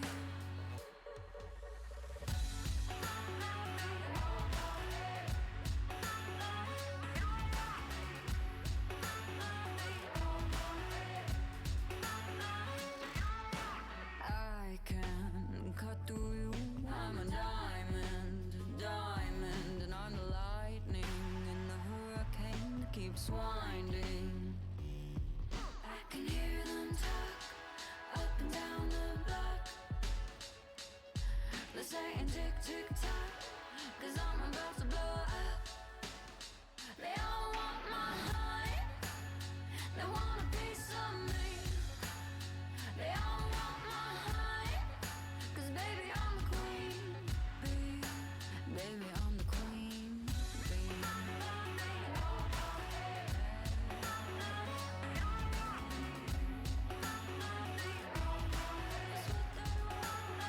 And I can take you where the wind blows. I can walk you through the white snow. And I can make it rain fire. I can make it burn higher. I can hear them talk up and down the block, up and down the block.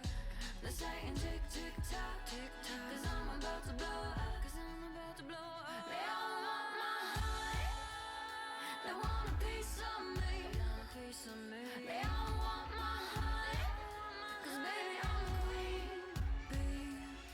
They all want my heart, they want a piece of me. They all want my heart, 'cause baby I'm the queen bee. Baby I'm the queen bee. They all want me. That's what they want. They all want my.